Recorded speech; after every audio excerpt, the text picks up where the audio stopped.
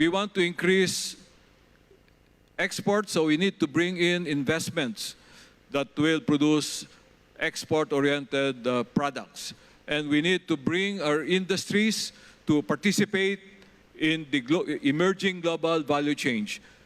Now, the recent developments, particularly the advent of the disruptive technologies, as well as the shifts in the configuration of the global value chains due to geopolitical developments. We will avail of the opportunities created by these developments by gearing our industries towards the reconfiguration or reconfigured global value chains. There are three industrial sectors or clusters that we would like to develop very quickly. We have the industrial, manufacturing, and transport sector or cluster. This will include aerospace, technologies, automotive, electric vehicles, semiconductors, and of course, related to electric vehicles are the production of batteries. We will include in this cluster the further processing of nickel ores in the Philippines into semi-finished and finished products, eventually to produce batteries out of our nickel resources, which are among the green metal resources that we have, together with copper, cobalt, and lithium. Now, the second cluster is the technology, media, and telecommunications cluster. Under this will fall the business process outsourcing, as well as the various data centers that the data centers are now being established in big numbers and in large scale in the Philippines to link the Philippines to the world and to provide the facility for accumulating digitized data. The third cluster is a result of the pandemic. This is the health and life science cluster. Under this, our goal is to make the Philippines self-sufficient in pharmaceutical, medical devices, and health services.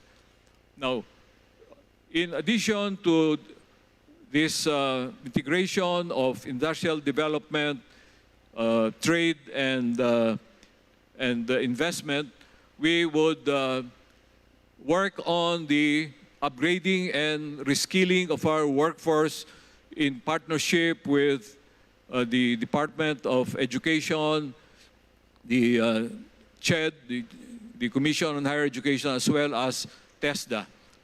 And the important thing is that we need to prepare our workforce for new technologies that we will introduce in the industries that we will develop in the country.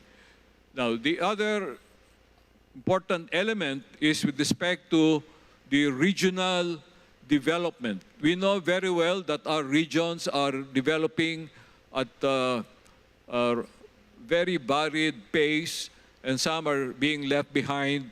So with our effort to introduce, again, innovation and technology at the regional level through our regional innovation, inclusive innovation centers and negosyo centers, will be able to help develop the smaller industries in the regions so that they will be producing competitive products. We're introducing, for example, digital solutions in partnership with DICT. We're coming up with a way to catalog the operations and products of MSMEs, eventually bringing the MSMEs into the digital economy by initiating them to an e-commerce platform. Some of them, or many of these small businesses, are not yet ready to join the global e-commerce platforms that are operating in the country. So we will create an e-commerce platform for purposes of initiating and providing training to small businesses before they go global. We want to develop a national market for products coming from the different regions. And the only way to do this is to have a dedicated e-commerce platform where we can showcase the products of the different regions in the country in one virtual shopping mall.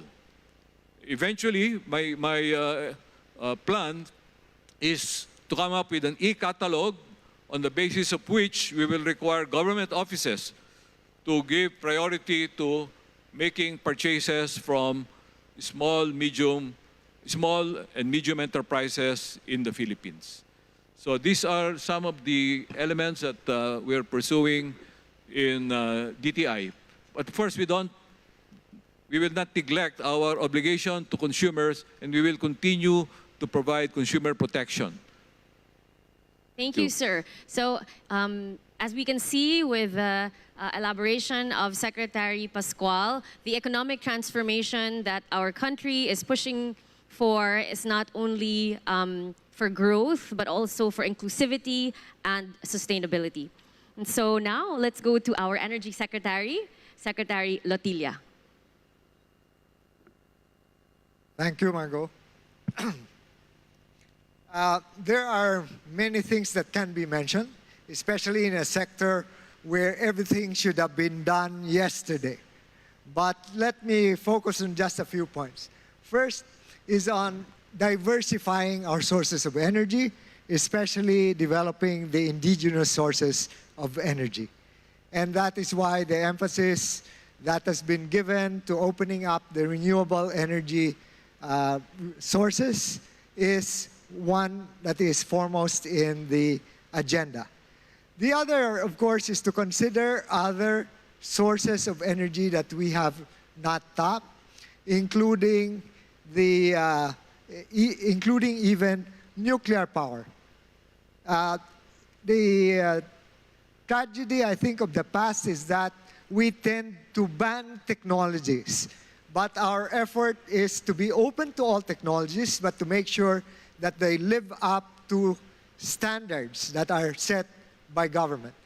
Now, among the different sectors of the economy, the energy sector is the one that is most dependent or that works mostly with private sector. It is government that sets the policies, but it is private sector that drives investments and operations in the upstream sector, in the midstream, as well as in the downstream. So all our efforts in the current administration have been directed at reforming a number of these policies that have been stumbling blocks in the entry or to the entry of new investments. So the policy of the sector is to have market-driven approaches. And in short-term and medium-term goals in the energy sector is precisely to remove those stumbling blocks to the market's efficient working. One of them, for example, is the secondary price cap that has been imposed way back in 2013. But this has been difficult to lift at this time because of the impact on prices. But we will have to deal with this if we want to attract more investments down the line. Now, besides making the markets more efficient, we've got to also address the general attitude of governments at all levels towards investments in energy. When we had the typhoons last time in Luzon, a number of the efforts to rehabilitate the transmission lines could not be effected immediately because some local government refused to have the lines rehabilitated for one reason or another. Now we've got to make all sectors realize that they can't be blocking power projects that are going to benefit the entire country if we are to see the sustainable development of our economy. Then the third that I would like to see is that we all work towards a more sustainable future.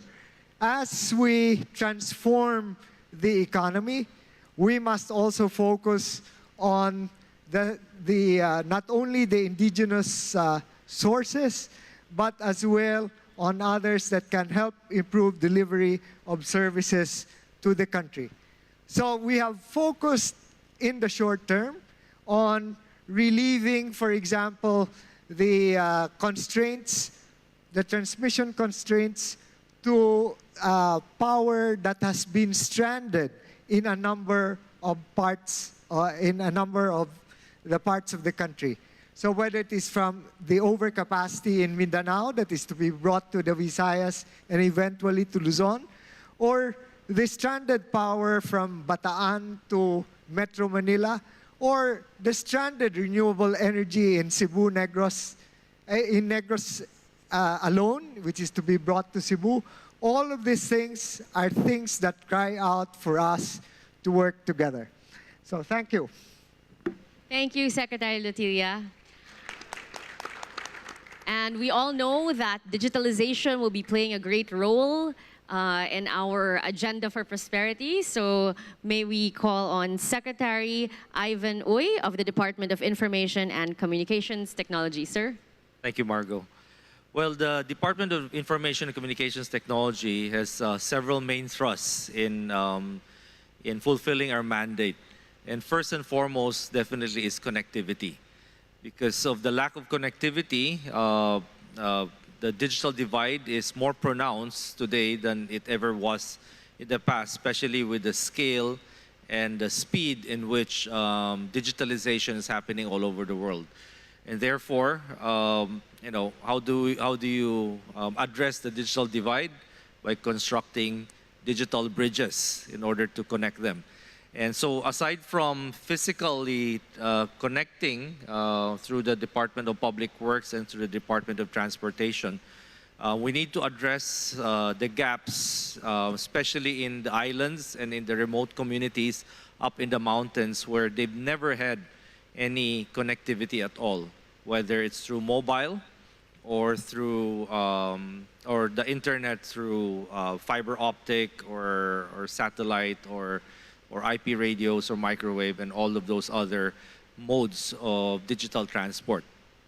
So in the past 7 months, we've been doing exactly that. We've activated about 4,000 sites all over the country in order to connect the digitally marginalized sectors. Why do we need to connect them? Because once we connect them, then this sector becomes part of the economy. Many of these sectors are unbanked. In fact, if I would recall, about 50% of the population of the Philippines are unbanked. So by connecting them and providing that digital connectivity to them, we are able to eventually provide digital payments and digital banking services to them, and they'd be able to access either social amelioration programs of the government or engage in micro and small medium enterprises with our joint programs with the Department of Trade, for instance, in developing the e-commerce platform for MSMEs. Not intended to compete against Shopee, Lazada, or any of the other private sector, but to provide actually our public with another option if they need to do so and engage in e-commerce through a government platform that will be less costly and solve their issues on the technology side. Development of the website, looking for somebody to maintain their cloud services, cybersecurity, digital payments, and digital banking, as well as the logistics side. on how to deliver their products to the market. So that's on the connectivity side. Secondly, would be on the e-governance side. And that is helping all the different departments in government to digitally transform its functions in order to make them be able to fulfill their mandate in a more transparent, in a more synergistic way.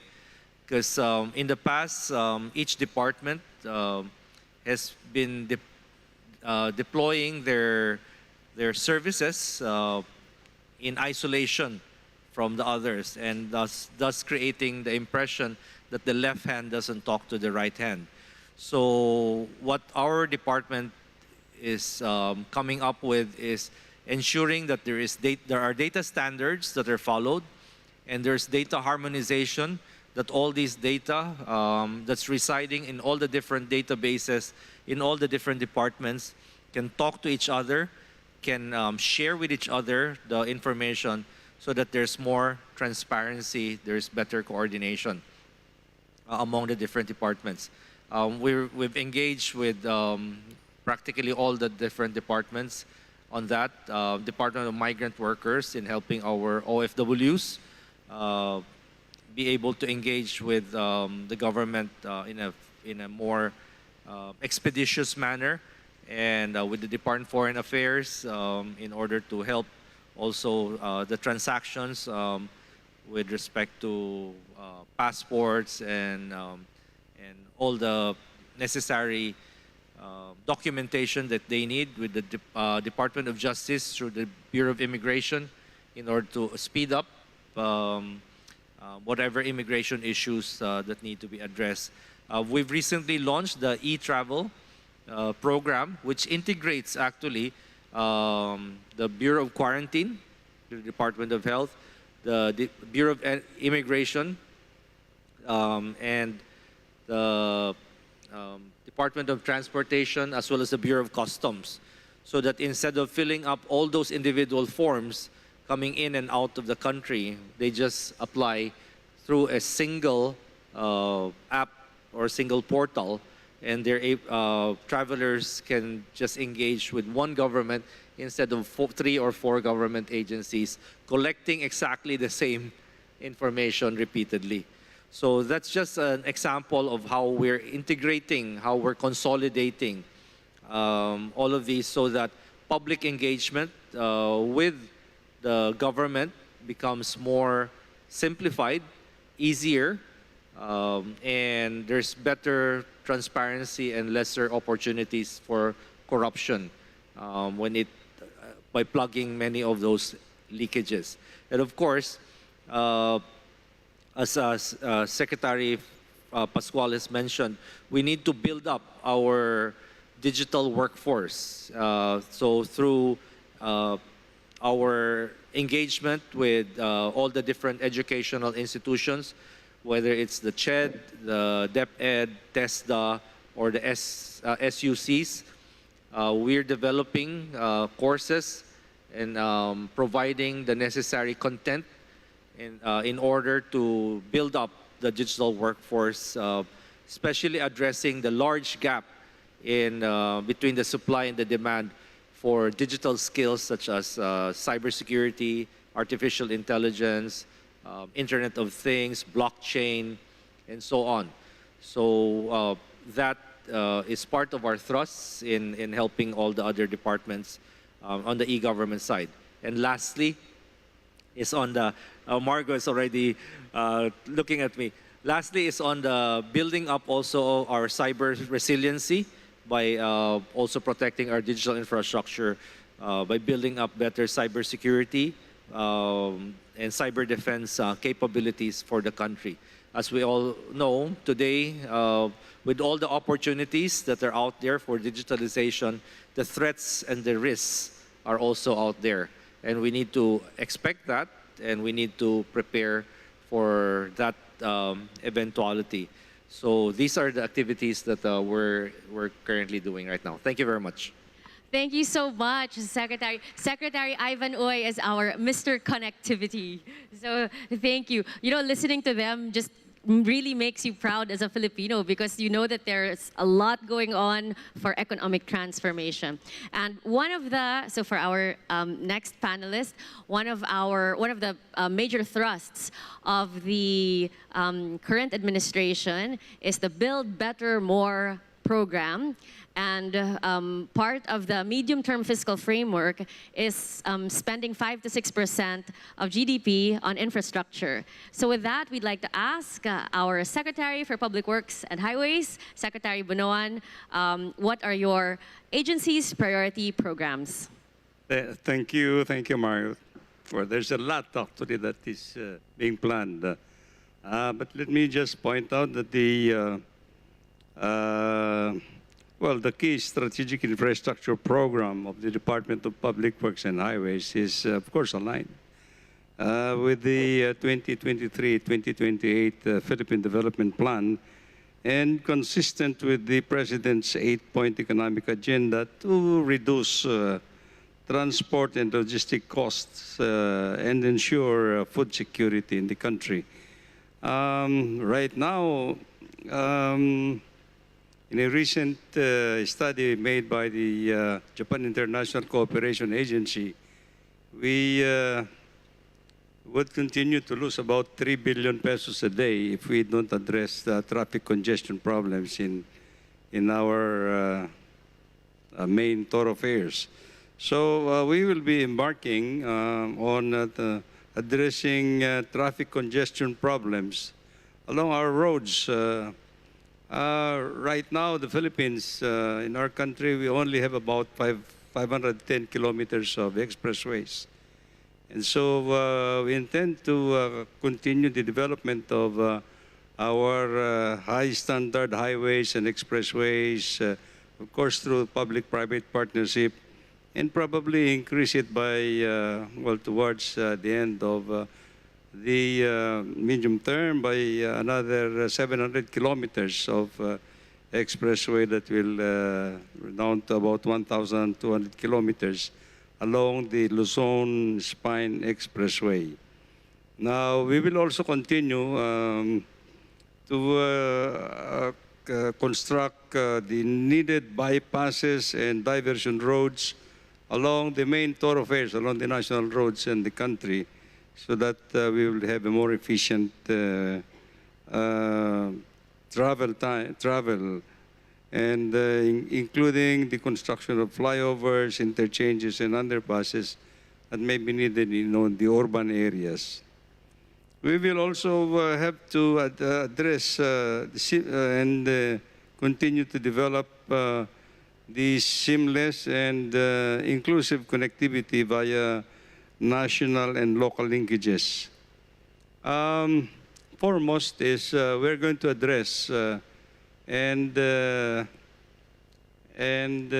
develop further the backbone of the national highway of the Philippines, which is actually the Asian Highway number 28 that traverses from northernmost part of the country in Lawag, Cagayan, going all the way through Bicol and then to the Visayas and all the way to Zamboanga City, so that we can provide a seamless and unimpeded travel in this backbone of the national highway.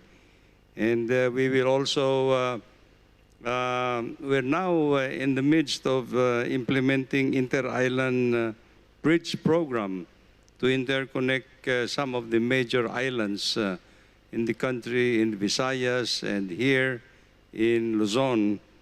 And of course, we will continue to address the gaps and missing links along the national highways, and to develop as well and continue the development of the nautical highways in the main islands of the country. We will, of course, continue our convergence programs with the roads leveraging the linkages of industry and trade with the Department of Trade and Industry, And of course, we will continue to develop, as the good Secretary of Tourism mentioned, to support the development of the roads leading to the major tourism destinations all over the country, and to integrate some of the major road projects to develop an efficient connectivity with the other modes of transport in the country. Aside from the road sector, the Department of Public Works and Highways will continue to implement resilient and sustainable communities through the Integrated Water Resources Management Program. We will address flood mitigation structures in the major river basins. We have 18 major river basins all over the country. And of course, we intend to support of course, the Disaster Risk and Climate Change Adaptation Program through the National Bridge Rehabilitation and Seismic Program and road redundancy projects. These are just some of the major projects that we intend to implement over the years, and many, many more in the infrastructure sector. Thank you, Margaret. Thank you, Secretary Bunuan. So listening to that, it makes you wonder how we cannot achieve upper middle income status by the end of the term of this administration. And we are blessed to also have with us today some representatives from the private sector. We have with us Mr. George Barcelon, who is president of the Philippine Chamber of Commerce and Industry. And sir, after listening to all of these programs and projects, and also knowing that we have just not only, we didn't just meet, but we beat the medium-term fiscal framework target of 6.5 to 7.5%. We hit 7.6% GDP growth. May we know from the private sector, what is your economic outlook for our country? Well, let me first relate to you why I'm sitting here with the esteemed cabinet secretaries. The reason why is because Secretary R.C. Balisacan, in the various technical working discussion, looped the private sectors to join them in the discussion. And I've attended many of the meetings with the USEC Rose and USEC Kaloy. Having said that, you know, the Philippine Development Plan, the gist of it is really to have more investment and to create more jobs. NEDA is very aware that our economy banks a lot on the remittances. Every year we have a remittances about $33 to $35 billion. While it's good, I think the remittances will continually grow. But the NEDA is realistic enough to know that this will not be forever. So they are building into our economy the safeguard for us to have a continued growth in the economy, sustainability, and inclusivity. Now, having said that, with the visit of, or the travel of President BBM to many countries, and this has brought visibility to our countries. In our chamber, we have received delegations from Vietnam, from China, from Colombia, from Pakistan, and another group coming from Korea, I believe. So what I can say is that people are cognizant of the fact that we have a new government, and the government is very progressive in attracting more foreign investments. Okay. And I used to say that it's not enough for us to be in the radar, but we really have to provide the runway lights for them, for their investment to land in our country. Now, what are these runway lights? I'd like to enumerate. We have to address certain fundamental issues. We have, of course, the energy secretaries who's here, and the other secretaries who have mentioned some of the issues that were challenged. power is definitely on top of mind. Power, production costs, logistic costs, connectivity, and human skill sets. Now, those are all areas that with our development plan that will address this. Other than that is the fact that the World Bank has a report 2021 on the ease of doing business indices throughout the world. And of course, in the ASEAN countries, Singapore rates the highest. Singapore is 2. Malaysia, Thailand, they're in the mid-20s. We actually improved the last 2 years. Before we were 124, but now we're 95. We're only ahead of Cambodia, Myanmar, Laos. So what does this say is that that aspect is very important to foreign investments. The ease of doing business goes hand in hand with the amount of investments people put into the country. Singapore gets about $30+ billion. Malaysia is about 15, 16. Thailand is the same thing. We're improving. We're getting 10 billion.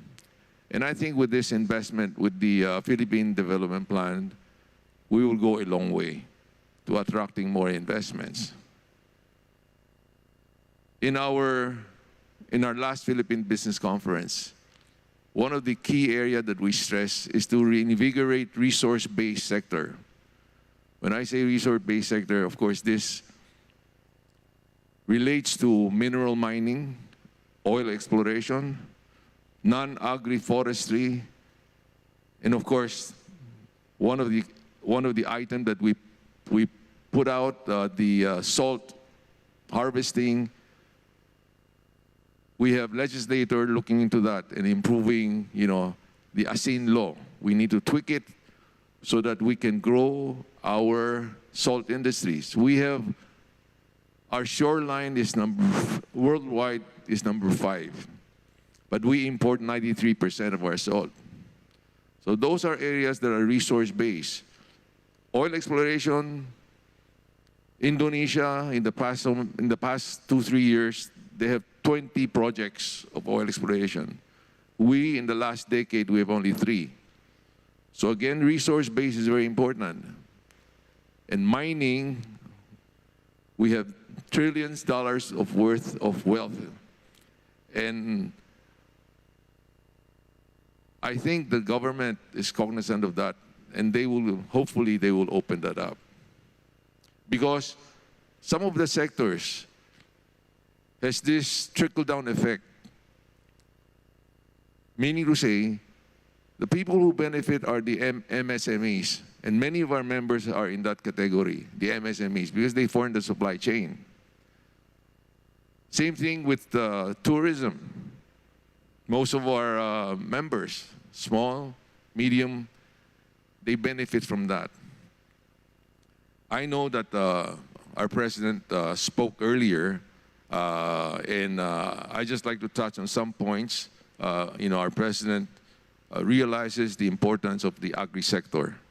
And we realize the agri-sector, agri-aqua, is very important to our economic growth.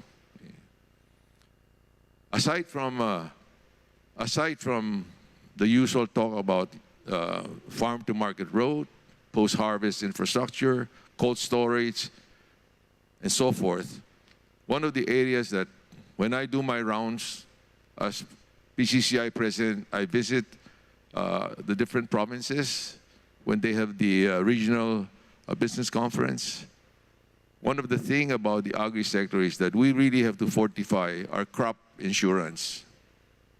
That's very important.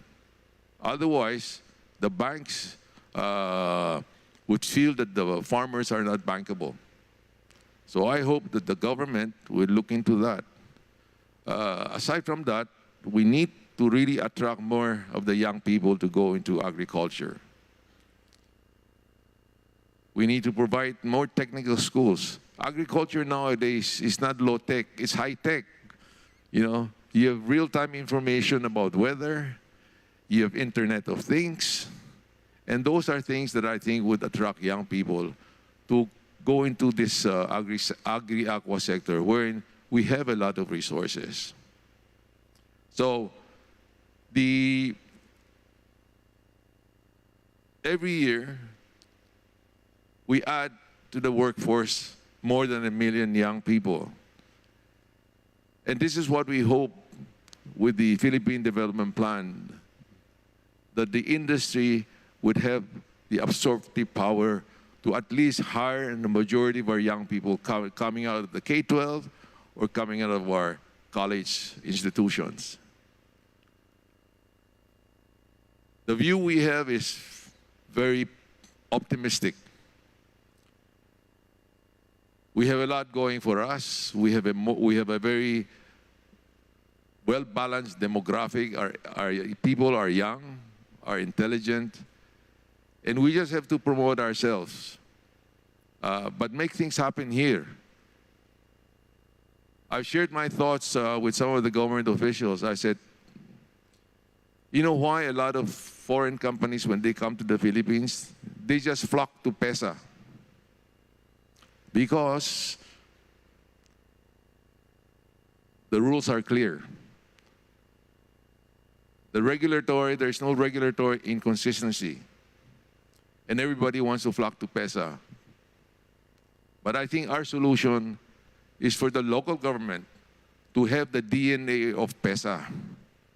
You know, if you talk about growth, inclusivity for the country, the growth should be throughout the Philippines. And I think the local government plays a key role in making things easy for people to want to invest in the area of their jurisdiction.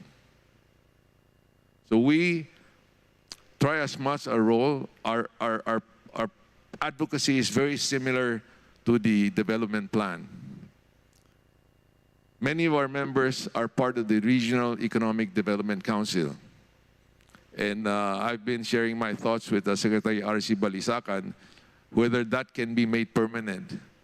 That representative to the RCEP, a few of them would come from our PCCI chambers. And I think many of them are already involved in that. So we look forward to talking about the year that we see. I think our growth is there. It should not be too far from what we've experienced. The projects of BBM, of Secretary Bonoan, will continue. And on the other side, we have the opening of schools. I think that would help prod the economy. And again, I'd like to add, leisure and travel business is gaining momentum. So we're very positive on the growth of our country for the next few years. It's just that some of the basic issues that needs to be addressed so that we can attract more foreign investments. Maraming salamat po. Thank you. Thank you so much, Mr. Barcelon, President of the Philippine Chamber of Commerce and Industry. I think you can write your own Philippine Development Plan, sir. Okay, and now for digitalization, we also have with us the Digital Infrastructure Lead of the Private Sector Advisory Council, Mr. Henry Aguda. Sir, from a digital perspective, could you also share with us your economic outlook? Thank you, Yusek Margo. So I'd like to second what Boss George, boss, I call you George, boss. The economy is really improving. And as you mentioned, it's 7.6 better than expected. But on the digital sector, because of the digital payment adoption, 10 years ago, digital payments less than 1%. Now, I think we're on track through the work that BSP and Yusek under Secretary Ivan's been doing, we're on track to hitting 50%. And that's a huge jump from how it was 10 years ago. The digital economy has actually doubled. And, you know, not a lot of people know what the Private Sector Advisory Council is. We don't have an implementation arm. We're actually a lens from which the President hopefully can see things that are happening in the private sector. So, we meet with the President and showcase and spotlight work plans. We call them work plans, but they're actually programs of government that allows us to showcase to him what's working and the support that would be needed. And in one of those meetings, the reason why I'm here also is because Secretary Balisacan, through true agile fashion, when he heard about the movement to go Digital Pilipinas, invited us to participate. And that was only 2 weeks ago. And credit to the NEDA team, they basically inserted us in the program. So the digital development in the Philippines, I think, is enjoying a watershed moment in history. Everywhere you go, government or private, they're talking about digital infrastructure. There's a treasure trove of use cases that addresses ease of you doing business with ARTA. In fact, I've been working closely with Secretary Perez, going through a lot of the digital initiatives, not just in the main government, but in the LGUs. And as mentioned earlier, ease of doing business, we've moved from 124 to 95 in terms of ranking, but it still ranks the highest in terms of concerns by the private sector. In fact, it's highest next to energy sufficiency. But I guess the nice thing about it ranking highest is also there's a lot of effort right now to actually improve it. So our sector has basically 5. I'm going to go through it very quickly.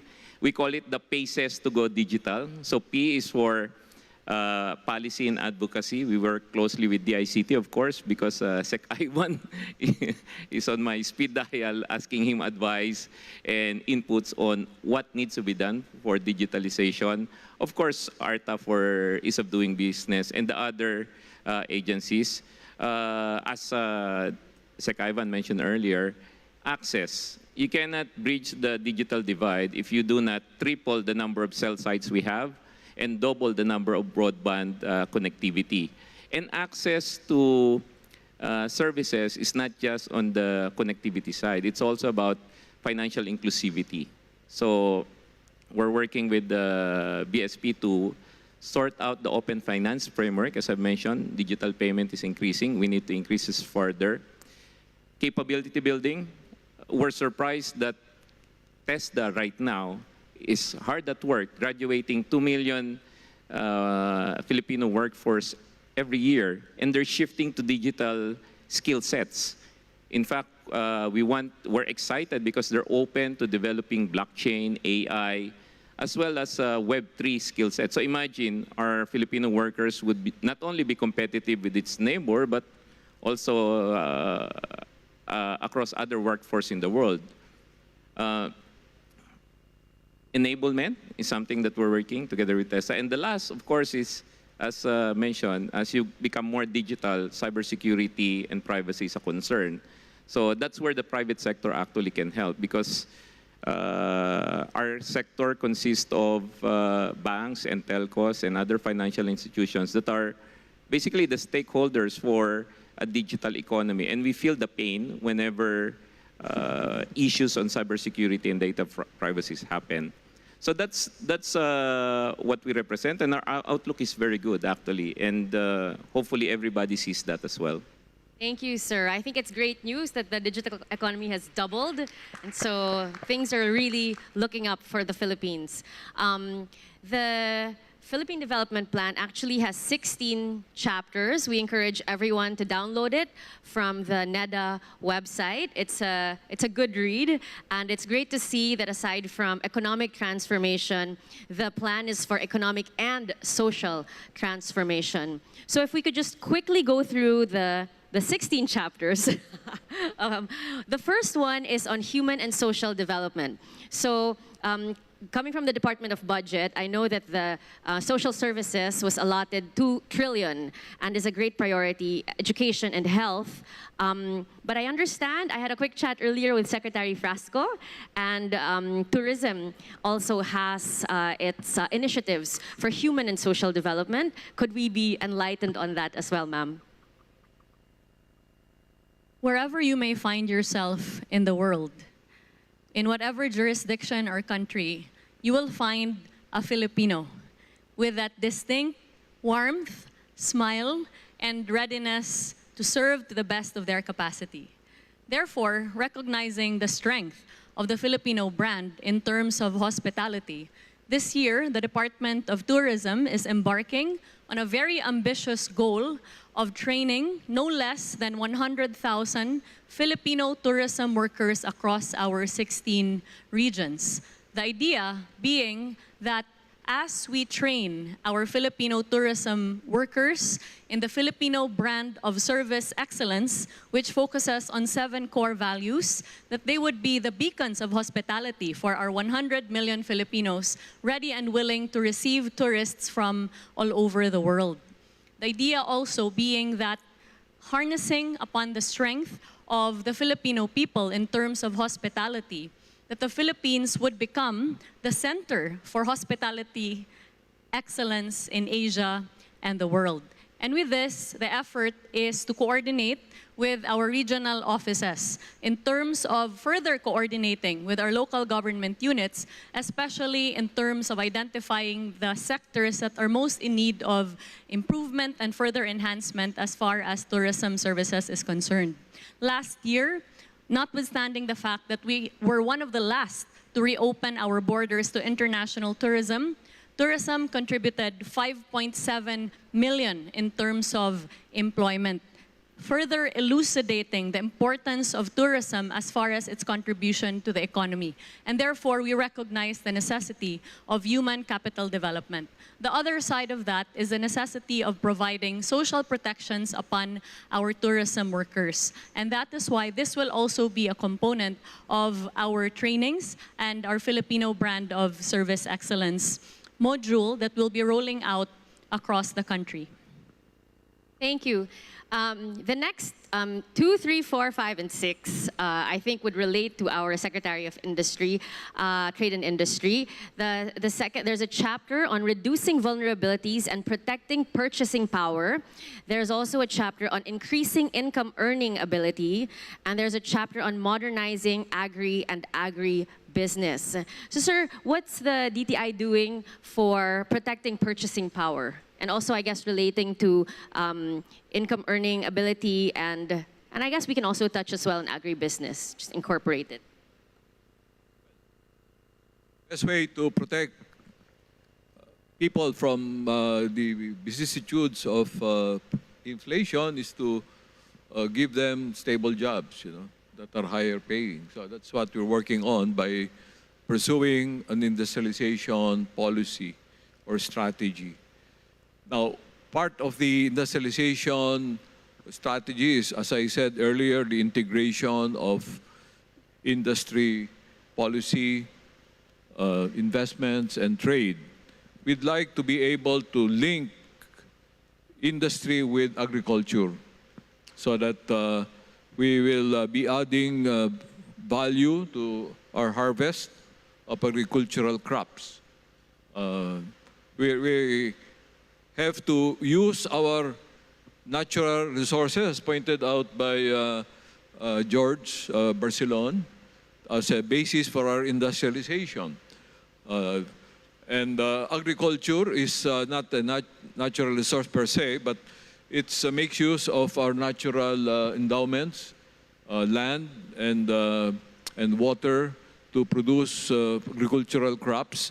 And we need to add value to our harvest by linking our agriculture to industry. Those are a couple of points that I'd like to highlight. Okay, thank you, sir. Margo, may I echo what the Secretary Pascual just said about agriculture? Yes, sir. We have presented to Speaker of the House, Martin Romualdez, about tweaking our agrarian law, because presently they're limited to 5 hectares, which is why our productivity in agri is very low. So we have proposed that sana nga, they can increase it 5 times to at least 25 hectares. Now, along that line, as I said, I've traveled, I've met other countries, people in the agri-sector. Many of the countries, in order to attract investment, they've tweaked their laws. They allow foreign investment to be in agriculture. Okay? And they give them vast land because people going in are investing heavily on automation and mechanization. They're not there like the Pakistani delegation, when they came, they said they're receiving billions of dollars of foreign investments, not because of the cheap labor, but because they have the resources and they have mechanized to be productive. So those are areas, as mentioned by Secretary Pascual, that having food security, helps balance out our cost of living. We in the private sector, every time our peso, our currency devaluates or food price goes up, there's a clamoring for wage increase. While other countries in the ASEAN, they do not experience that because they have stability in their cost of living, which is a big part of food. I think it's great, and sir, I just that like to write on what my good friend, he mentioned about, and also Secretary Ivan about connectivity. Connectivity, internet, broadband is part of our daily routine and expenses. Other country gauge the amount that a person should spend is it should not go beyond 3% of their take-home pay. It should not go 3% of their take-home pay. So if somebody is earning 20 to 25,000, they should only pay 700 and get the full benefit of the connectivity. So he's smiling because he knows that our subscription rate is much higher now. Thank you, sir. So that's great that you touched on agri and agribusiness. And in fact, the agriculture sector is being pushed now, not just for, of course, for food security, but also as a real player for economic growth. By the way, if we could jump, may I sir, just point out yes, one sir. thing. Aside from linking agriculture to industry, we really need to industrialize our agriculture. We apply industrial approaches, and we need to go for scale. So the big challenge for us is how do we consolidate the fragmented farmlands that we have? Thank you, sir. So I think that answers we are also live now on the Facebook pages of NEDA and Department of Budget and Management and other social media partners. And so we had a question here from one of the viewers, Edgardo Sabado, who asked, do we have an industrialization policy in the PDP, which I think was addressed by Secretary Pascual. If I could, because we're running out of time, if I could just jump to a later chapter, which we haven't yet discussed. There is a specific chapter on accelerating climate action and disaster resilience. And relating to that, there was a question from one of our viewers online, and this is on energy, Secretary Lotilla. Can we also include the importance of renewable energy and other green processes to mitigate climate change? I believe going green is a priority even in energy as we have only one Earth. Thank you.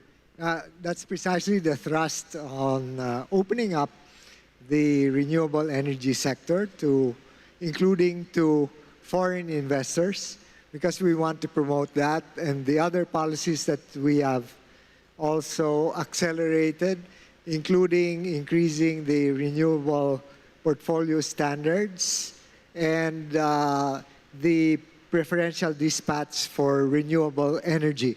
But I'd like also to point out that in the case of resiliency, that is enhancing resiliency of the energy sector, that is very important to us because we do suffer from a lot of natural disasters.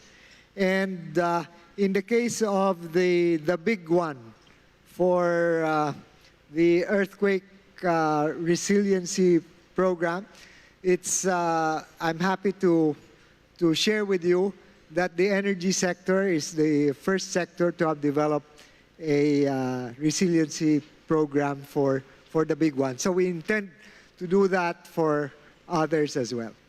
Thank you. Thank you very much. That was a question actually from the United Nations, Mr. Gustavo Gonzalez. And so we're about to run out of time, but if we could just briefly touch on, there's a chapter on promoting competition and improving regulatory efficiency. And if that could also just relate to good governance, if Sec Ivan could tell us how digitalization can play, what is the role of digitalization in improving our bureaucratic efficiency and helping us achieve good governance, as well as allowing us to become more competitive?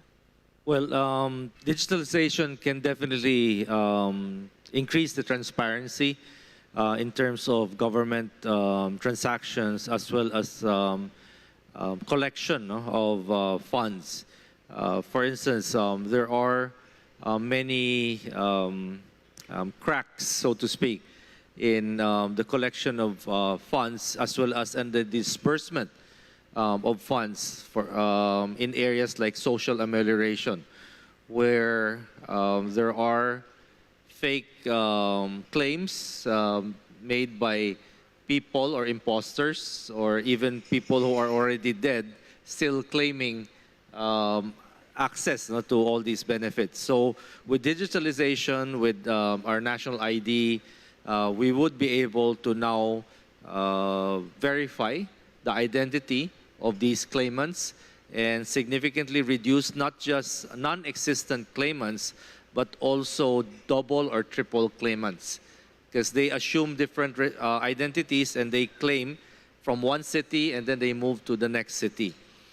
Secondly, through digitalization, we can improve the bureaucratic efficiency of, again, the collections, so that instead of handling cash and engaging frontliners that handle cash, as much as possible, we would move into the digital payments system through mobile payments, so that we reduce cash handling in the front end, and therefore the money that is actually intended for government goes direct to the treasury, instead of staying with whatever cashier that's handling the cash, where some magic can happen to the cash handling on that level.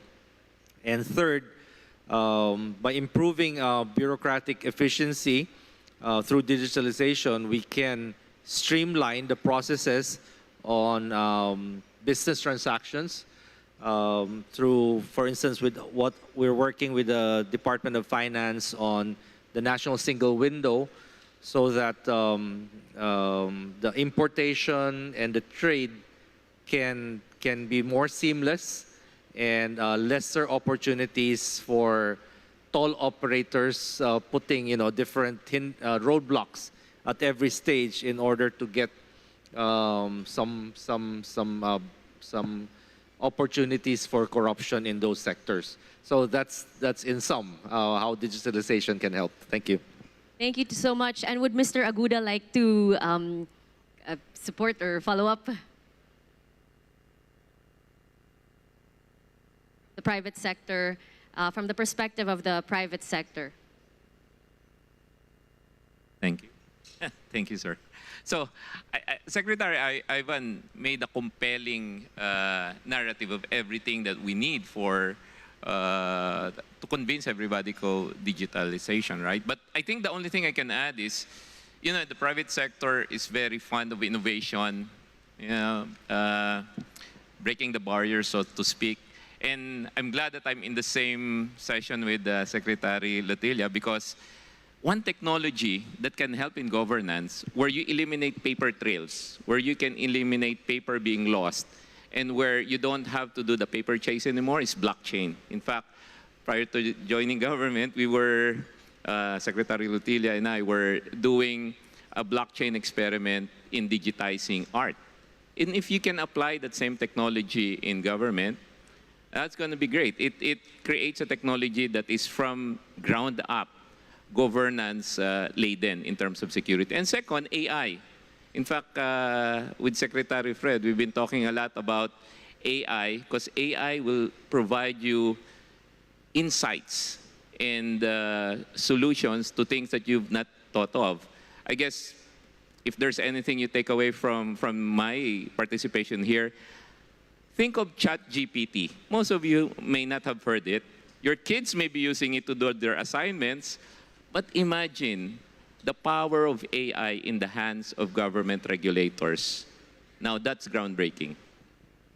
So thank you so much, Mr. Aguda. And finally, we're out of time. But just because we have a Build Better More program, so Secretary Bonoan, just as a final question, how is your Build Better More program specifically, because here in Chapter 12 of the Philippine Development Plan, which is on expanding and upgrading infrastructure, it also specifically mentions social infrastructure. How are we going to be using the infrastructure program to uplift the lives of Filipinos so that we will attain the single-digit poverty levels and our upper middle income status?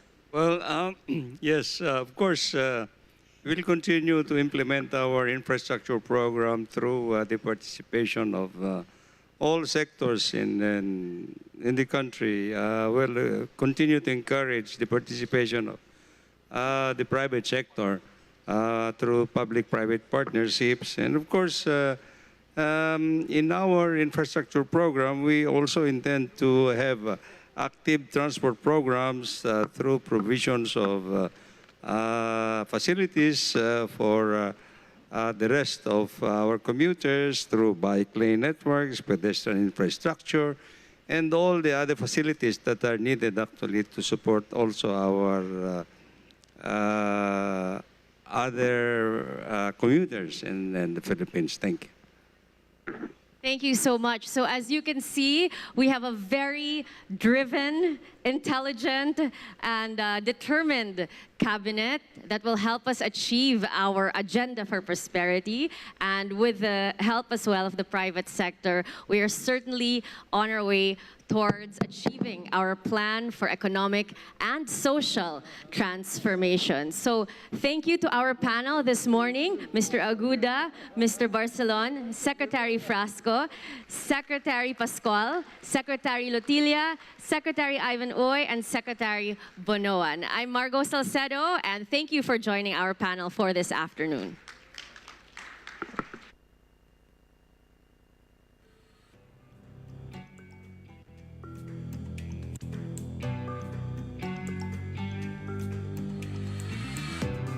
Check. All right. And that ends our first plenary session. We would like to request all the panelists please to come back and our moderator to please stay on stage. Yes, please, for a photo opportunity. All of the panelists, please, I would like to request all of you to please come back on stage. And of course, with our moderator for the photo opportunity. Thank you very much. And at the same time, we would like to call for Secretary Balisacan to please join them as well.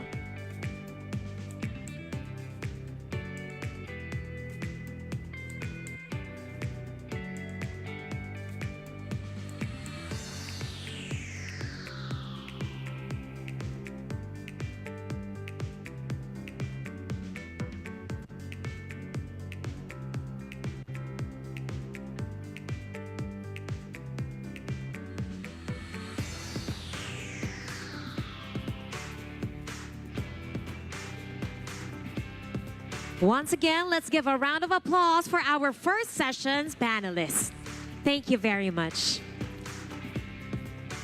And at this point, we will be having a short health break. Once again, I would like to remind each and everyone to observe proper safety protocol. We will also be entertained by some special guests and performers. Now, ladies and gentlemen, let us all welcome on stage the Sining Tanglawan ng San Jose del Monte Performing Group. Please give them a round of applause, ladies and gentlemen.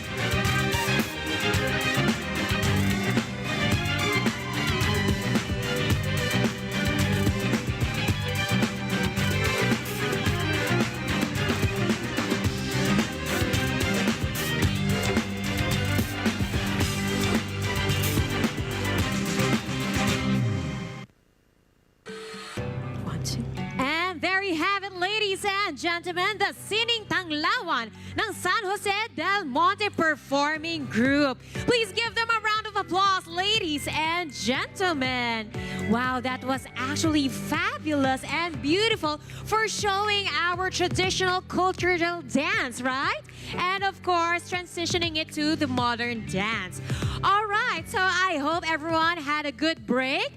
Before we proceed to our next part of the program, I would like to request everybody to please settle down. Once again, ladies and gentlemen, before we proceed to the next part of the program, I would like to request each and everyone to please settle down. Thank you very much. And now moving on to the next part of the program, the second plenary session will focus on discussing the key areas that will pave the way for us to achieve social transformation or living the life that we all aspire. It is my honor to introduce to you our panelists from the Department of Labor and Employment. Ladies and gentlemen, please give a round of applause to Secretary Bienvenido El Laguesma. From the Department of Health, ladies and gentlemen, OIC Secretary Maria Rosario S. Vergeire. From the Department of Social Welfare and Development, please give a round of applause for OIC Secretary Eduardo Punay. Next up, representing our local government units, we have the President of the Union of Local Authorities of the Philippines, Governor Daquila Carlo E. Cua. Our next panelist is the Governing Board of Directors of the Federation of People's Sustainable Development Cooperative. Ladies and gentlemen, a warm round of applause for Father Francis B. Lucas. This session will be moderated by World Bank Senior Communications Officer, Dr. Clarissa C. David. And the floor is now officially open.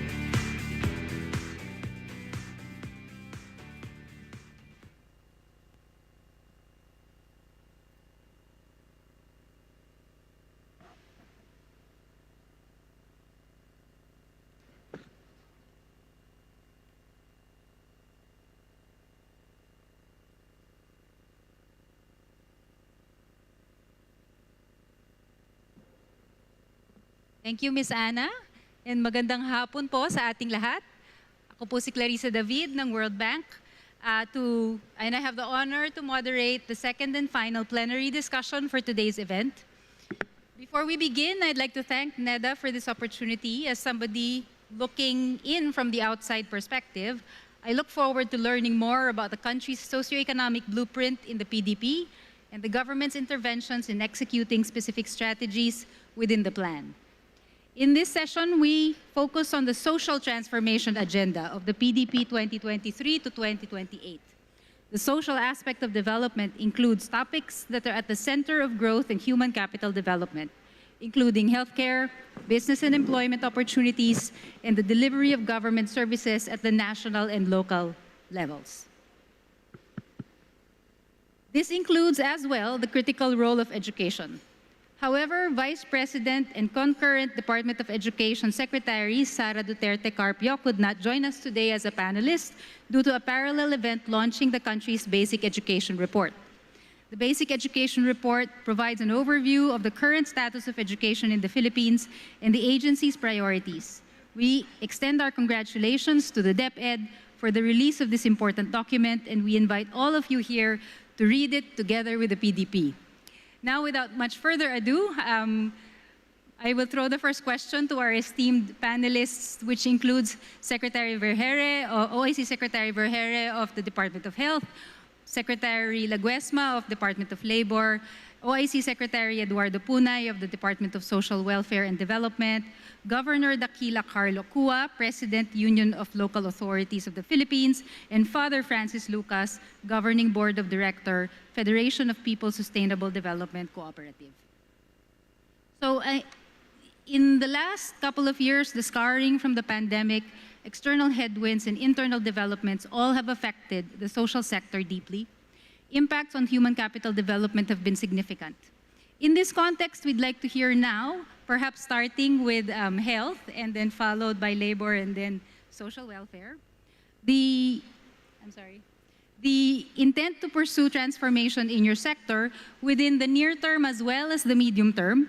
And please highlight for us the major programs, activities, and projects in your pipeline that would contribute to achieving social transformation. I turn the floor over to Secretary Vergere.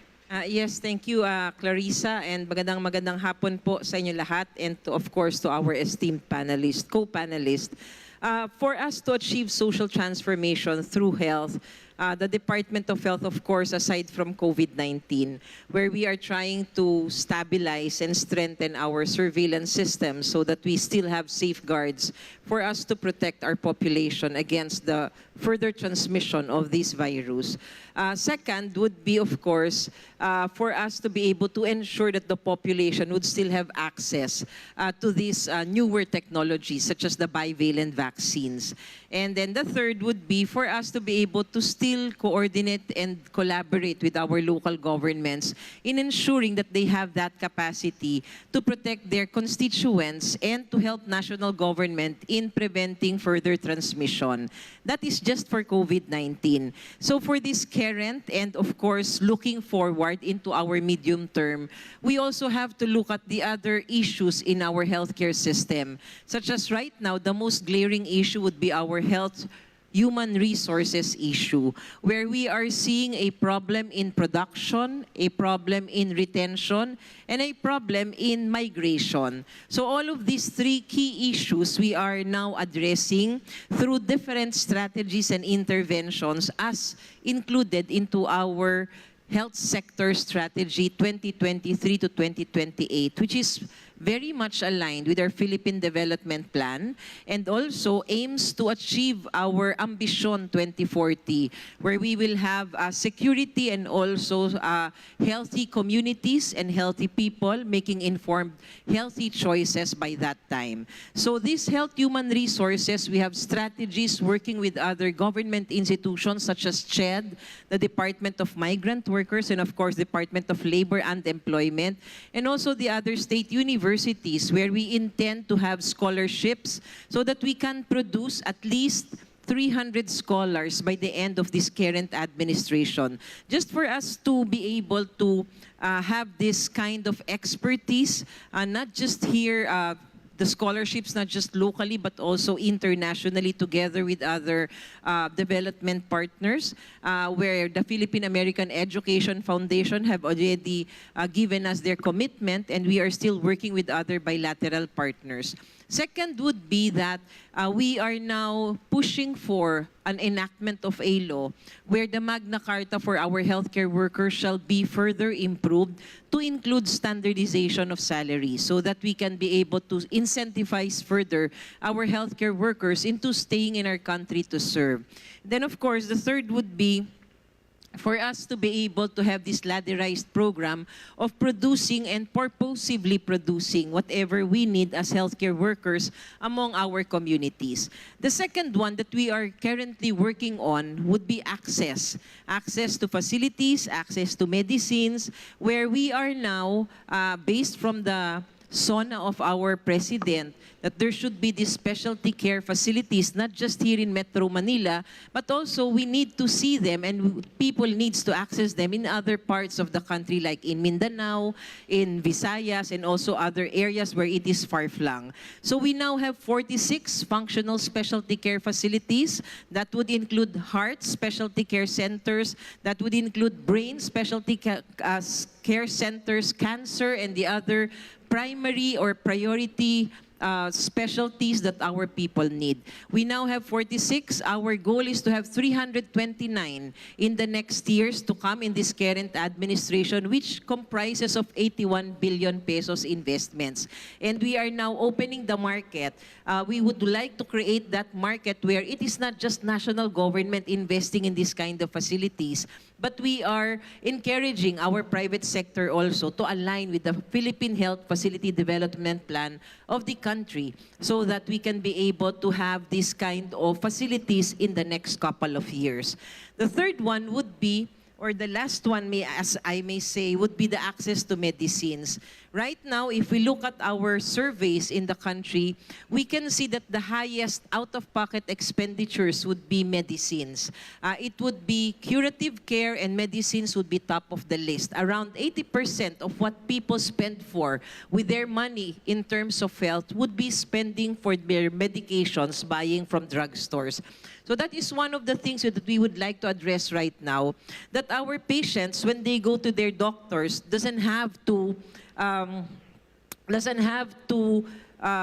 not to go to the doctor or opt not to buy their medicines because of financial barriers.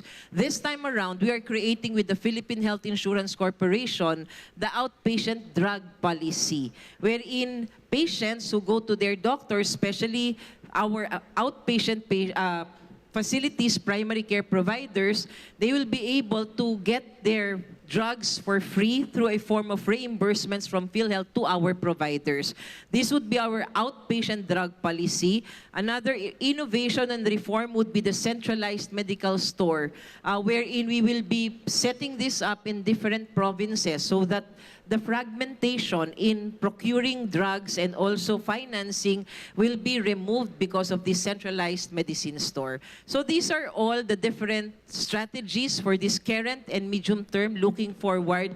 But at the end of the day and eventually, all of this would be funneled through and will be contributory to the achievement of universal healthcare for everybody, which is the priority and primary goal of the Department of Health and the healthcare sector to achieve in these coming years.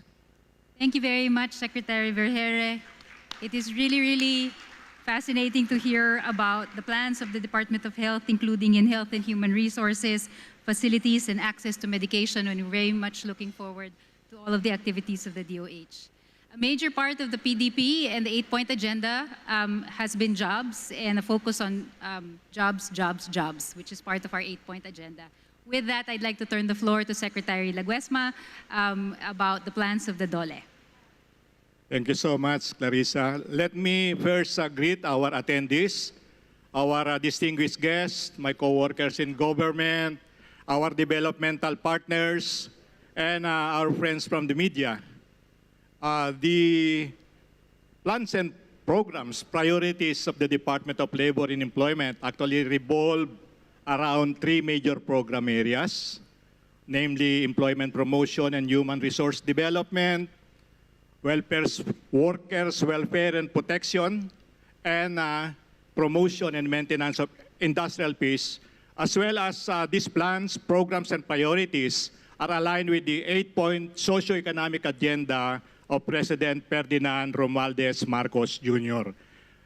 At the heart of the plans, programs, and priorities of the Department of Labor and Employment are actually consultation, social dialogue, and actually a meeting with the sectors, private sectors, and I mean workers and employer sector, as well as our developmental partners. Our main strategies would be aligned to promoting, setting up, or improving lifelong learning and education. Secondly, enhancement, strengthening of social protection system. And the third one is increasing the income earning capacity or ability of the workers.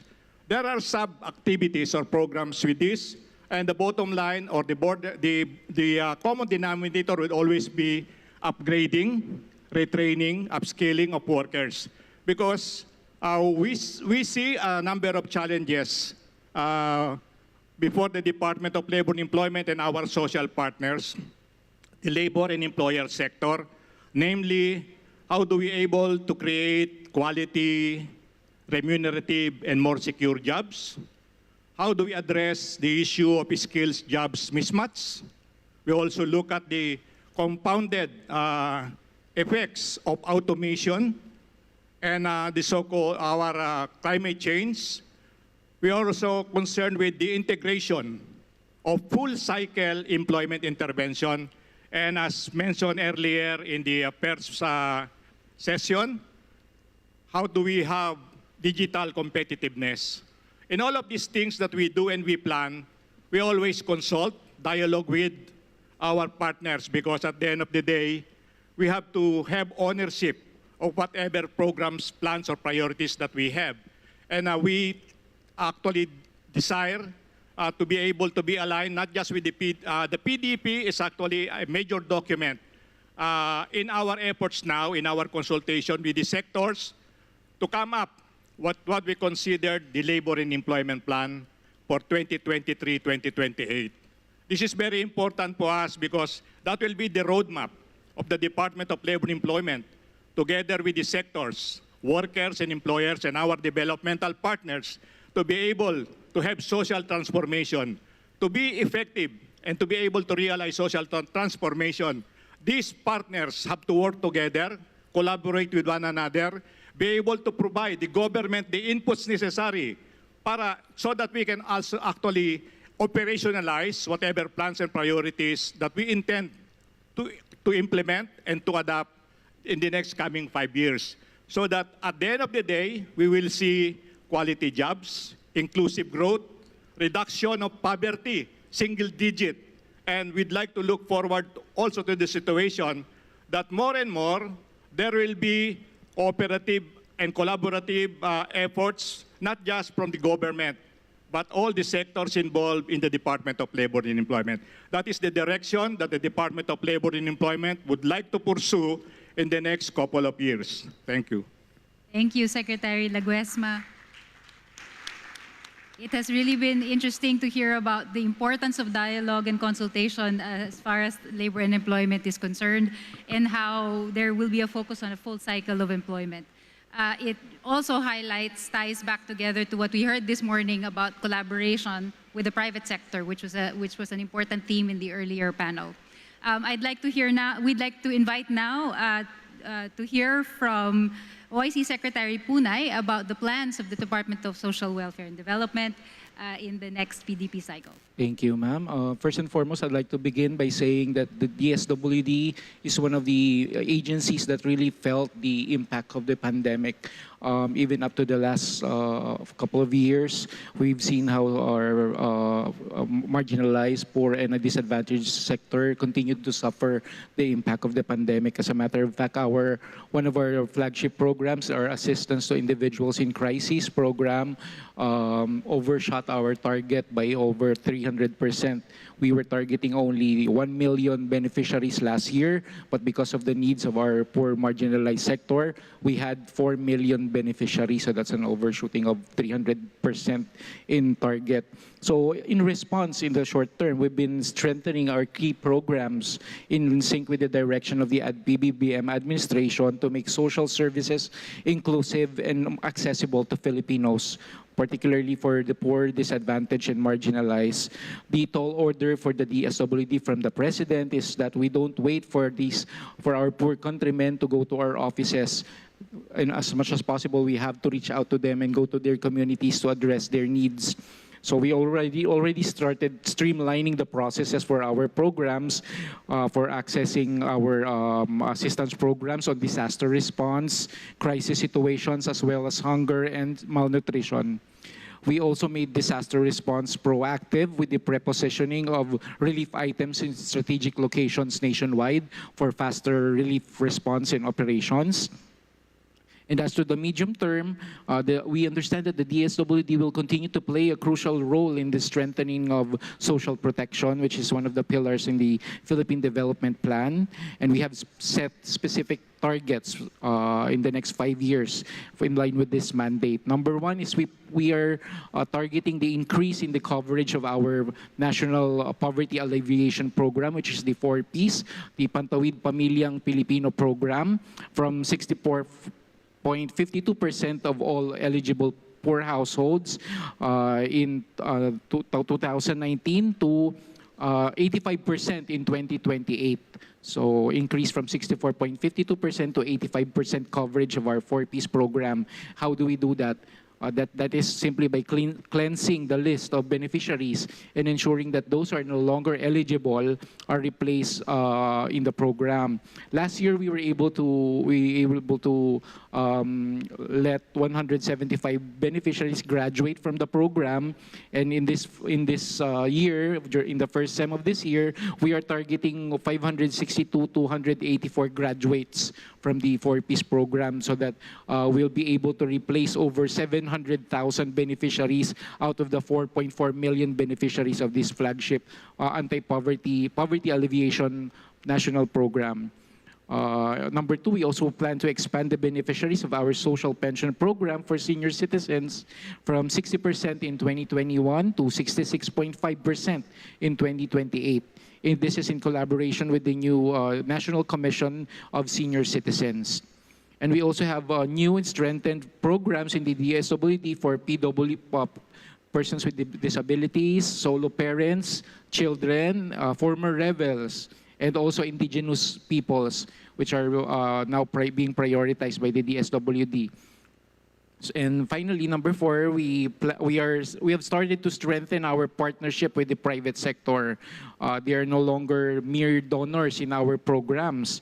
We have been collaborating with the private sector in terms of capacity building trainings. So we've been meeting with our private partners in the private sectors for sharing of our program mechanisms, and so they can use them in their own CSR programs or their corporate social responsibilities program, so be able to implement them as supplement to our CSR, to our own national programs. So basically, these are the major programs that we will be focusing on in the next years. Thank you. Thank you, Secretary Punay. I think we all acknowledge that disaster response is going to be a really important part of the DSWD program. With climate change ahead of us, it will really be an important set of interventions. Now we've heard from the national agencies, and in keeping with what we heard earlier as well, that local governments have a large role to play in the delivery of social sector transformation. I'd like to ask Governor Kua, who is also the president of ULAP, to share his thoughts about the role that local governments will play in social transformation processes in the country. The floor is yours, Governor. Thank you, Clarice. Good afternoon to everyone, my co-panelists, honorable secretaries, of course, my fellow governors and RDC chairs who are here. Yes, so first we'd like to take notice and give emphasis of our appreciation of how the PDP and the President himself gave emphasis towards stronger collaboration between the national and the local government. And we in ULAP and the local governments look forward to having an equal responsibility, equal participation, and equal role in not only in the crafting of these policies, strategies, but also in the carrying out of the strategies, implementation, programming, and activation. I believe, as the pandemic taught us just a few years ago, it was key to our survival that local governments spoke directly with national government heads to be able to localize all the plans. So immediate in our mission as local government executives would be to localize the PDP into actionable, measurable local targets so that these lofty goals set on paper in this document can actually be realized, measured, and enjoyed by the Filipino people.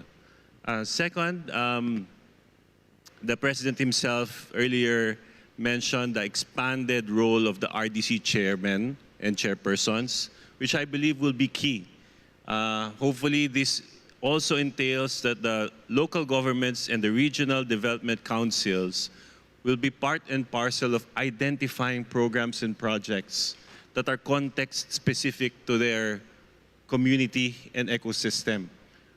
We cannot always do it from the national point of view on a blanket scale, but instead will be context-specific and responsive to the different situations and needs of each community all over the nation. So we look forward for greater participation among the LG ranks in the budgeting, in the identification, in the data generation, in the planning, and the execution of these plans. And lastly, if I may add, we here in the local government have witnessed how the local government code was instrumental for LGUs to progress. However, it is probably time already, or the time has elapsed, that it's about time that we took a look at this piece of legislation and try to improve it even better, to become responsive to the needs of this age and generation. There were many mentions earlier about artificial intelligence, in fourth industrial revolution, so much technology to be infused. And of course, these things can all be better implemented if we were able to review the local government code in a comprehensive scale instead of just improving tiny bits and pieces of the code. So together with the local governments, together with the ILG, and perhaps in other national government agencies, we hope to review and revisit the local code in the next coming years so that we can improve on it. And finally, we offer our wide network into generating investments and making LGUs investment ready, investment grade.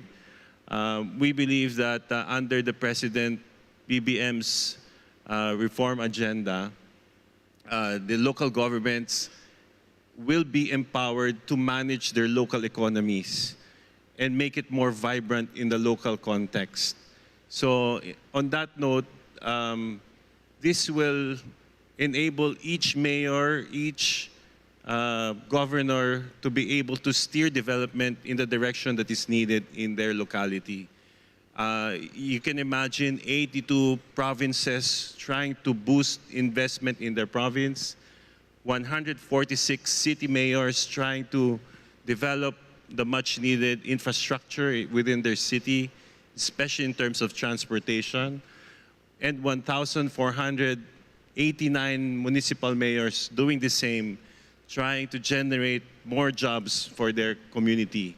So, not to mention the 42,000 barangays who give the support to all of this that will happen. So, we are there, we are ready, and we are partners with the national government.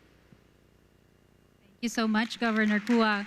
An important reminder of the importance of partnership with local governments, and also that contexts are very different across many areas of our country. The concerns are different, the context is different, and localizing, we really look forward to the localization of the PDP targets and how that will apply at local government levels. Now we turn to the civil society sector, and we are joined by Father Francis Lucas.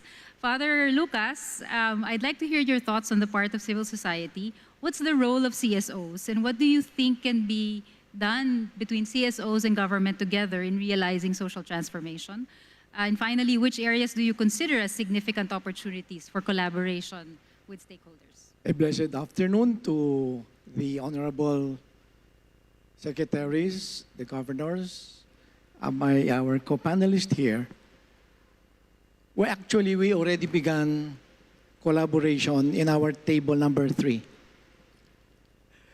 We were discussing about problems, and immediately with Secretary Rene Solidum, whom I've known for many years, and we already have so many plans to pursue this PDP. And oftentimes we say, success of collaboration is kung sinong kakilala mo. I doubt it. A real collaboration is gaano mo kakilala yung partner mo. It's not whom you know, but how much do you know about your partner? So that it's easier for you to work together because you know each other. And this is my opportunity to somehow tell you what the FPSDC, a cooperative among so many cooperatives, it's a federation, the Federation for People Sustainable Development Cooperatives.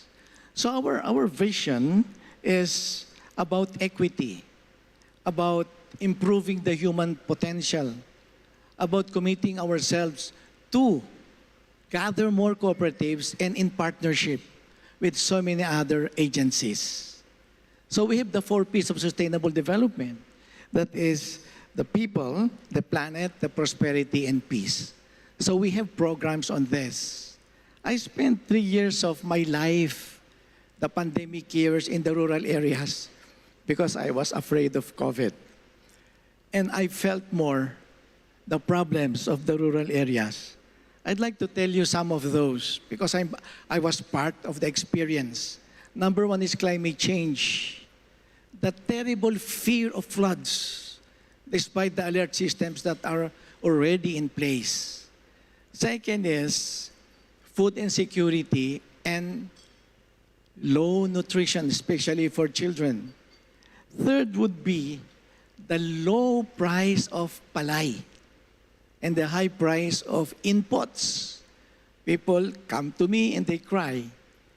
So, and likewise, we are lagging behind in digitalization. Our cooperatives, many of us are now digitized, but the farmers are not. So we're looking forward to that because as of today, even the broadband is still very expensive. So the other part is access to very productive seeds is still difficult down in the rural areas. And also, and for me this is very crucial, the declining interest of the youth to agriculture and changing their mindset over and above ML and just playing ML and that's it. They have no more the mindset for productivity, for seeing to it, of social transformation. That's out of the game. So FPSDC has solutions to that in part of our programs. One of which is we see the value chains of marketing, which is very crucial, especially in the rural areas. We have e-commerce. We have now in different supermarkets selling the products of the farmers through us with our own FNC labeling. We also have the Y lead. We train not just a training session, but it takes years to coach the young leaders from different cooperatives from all over the Philippines to do agri-enterprise. And we're seeing now that a lot of them are very promising. We also have the Hive program.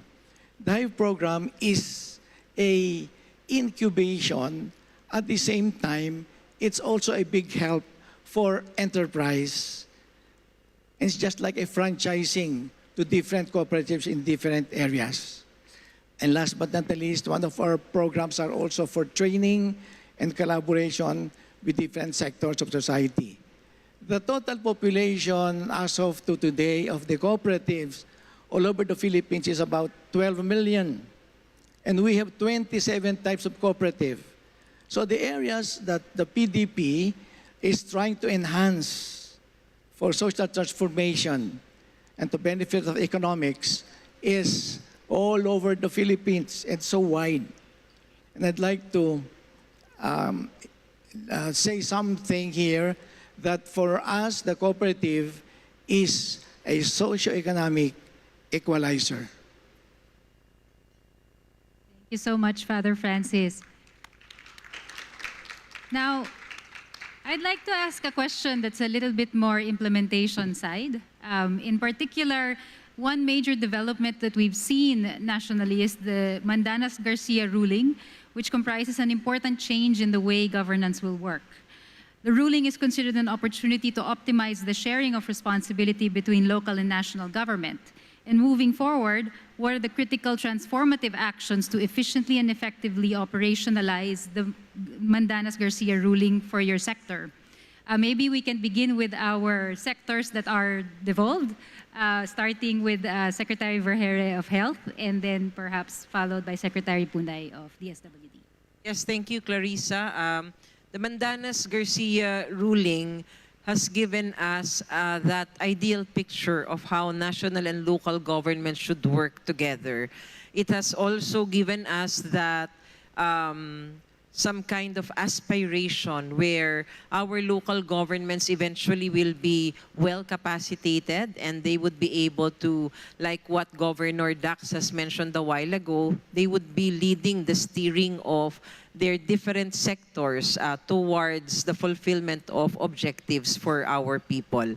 Now, for this Mandanas-Garcia ruling, especially for the healthcare sector, we were able to draft this national allocation framework because understandably, even though there would be this increased funds coming from the national tax allocation for our local governments, there would still be some local governments who would not be able to fulfill the role that is being given to them at this current time.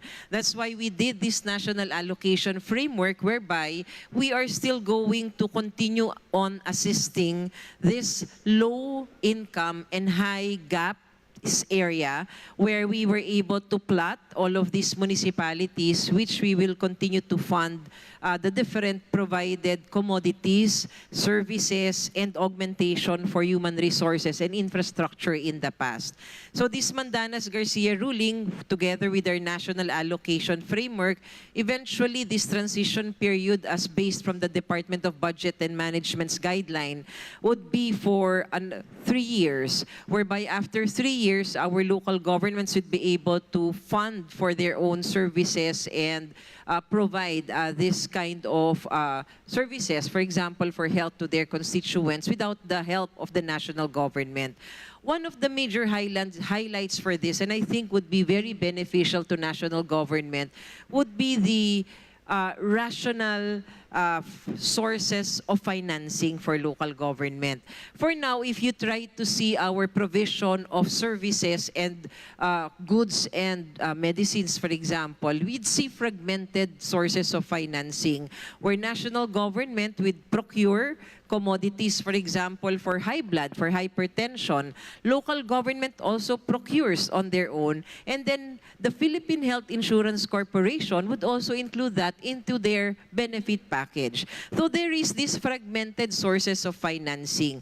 But once we delineate this kind of functions and once we delineate this kind of financing, where national would only be procuring and would be only providing for our priority programs where there is economies of scale, and local governments will be procuring for the rest of the needs of our population, then we can have rationalized financing and maybe efficiency of government will soon be achieved by having this national and local collaboration. Thank you, Secretary Vergeire.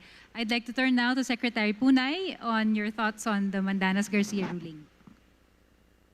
Thank you, ma'am. The DSWD understands that partnership between the national government and the provincial and local government is very crucial in terms of implementation of programs, especially the national programs. We in DSWD have seen that many times. How we implemented our major programs in side by side and hand in hand in collaboration with provincial governments and the local governments. Whenever we implement AICS, SLP, and the disaster response, we always coordinate and collaborate with the local governments. Now, in terms of the evolution, of course, we're in the stage of preparing and capacitating our local counterparts, the local social welfare offices, through technical assistance, resource augmentation, and capacity building efforts.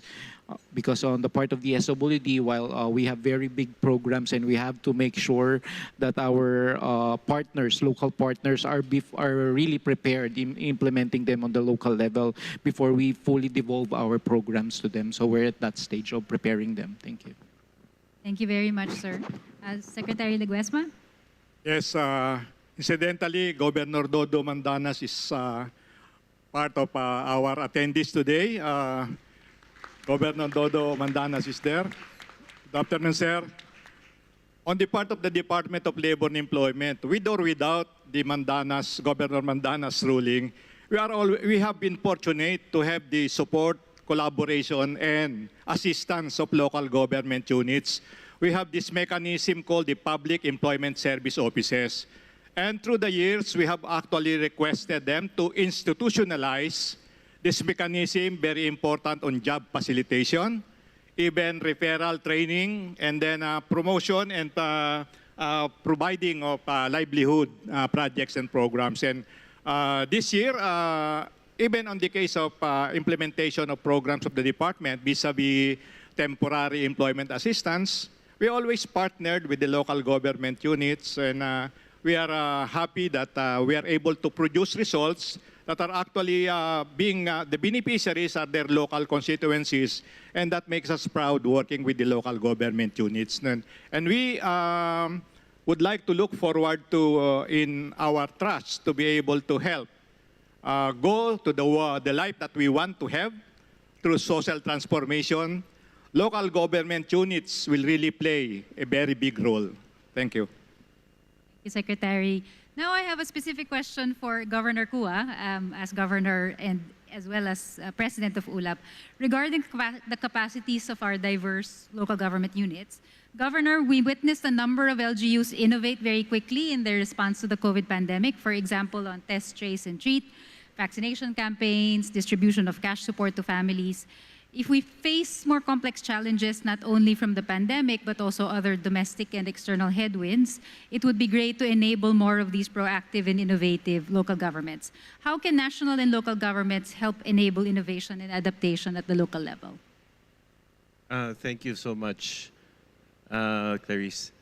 I'd just also like, just as we acknowledge Governor Mandanas for the petition, I'd like to make note that the author of that decision in the court is also here in the person of E.S. Bersamin. He was the one who wrote that decision on the Mandanas ruling. So thank you, E.S., for giving us more money. So, yeah, you're right, Clarice. In the pandemic, all sorts of creative solutions were brought about by different local governments. And we can see that if we allow enough room for creativity and enough support in terms of resources and technical expertise, LGUs will step up and the best of the Filipino will come out. So I would like to encourage the national government to continue partnering with local governments, not only in specific projects, but also in the drafting and creation of new and future programs and projects. You will see that a lot of LGUs are strapped for resources, kulang ang pera, and therefore the creativity comes when you have lack of resources. For example, we do a lot of convergence in the local level. We use the TUPAD and the GIP programs to fund augmentation in our education sector to help augment the income of volunteer teachers. When there's a calamity, we use TUPAD or GIP to hire people who will help reconstruct damaged homes and many other convergence programs. So yeah, please do encourage the national government to partner with local governments so that we can continue generating creativity among the local governments. Thank you. Very much, Governor. Now I'd like to, just a quick reflection from Father Francis Lucas about your experiences on the ground with LGUs that really do not have the resources for their programs. How can this development assist in this particular aspect? Thank you, Clarissa, for that. We have partnership with local governments, but we see that we need monitor and budgeting projects and this implementation. We also believe that the cooperative movement is an appropriate vehicle for the PDP to be implemented. Why? Because we're community-based. We are now massive in the whole Philippines. Our leaders have become truly professionalized, and we have very good staff. And our collaboration with all other cooperatives through our federations from the primaries have, with the CDA, very strict guidelines. And we continue to have workshops and seminars.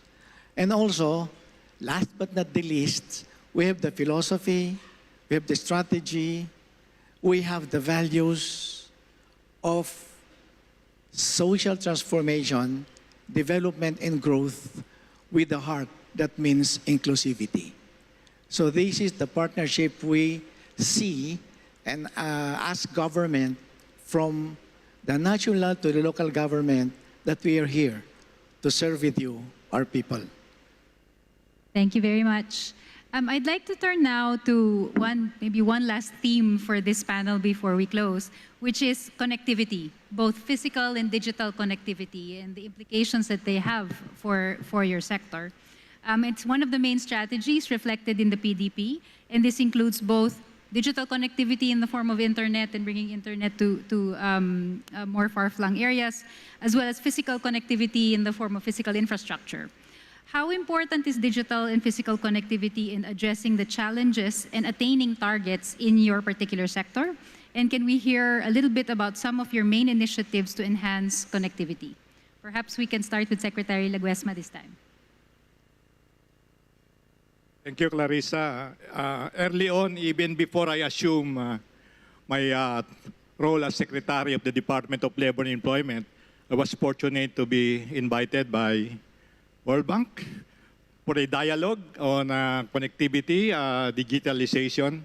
And we welcome this collaboration and partnership with our development and partners because we know that we can expand our reach by being assisted by our development and partners. And we point out that this is very necessary, but at the same time, considering that majority still of our constituencies are in the rural areas, those not savvy with modern technology, we should also develop hand in hand with our collaboration with the development partners a parallel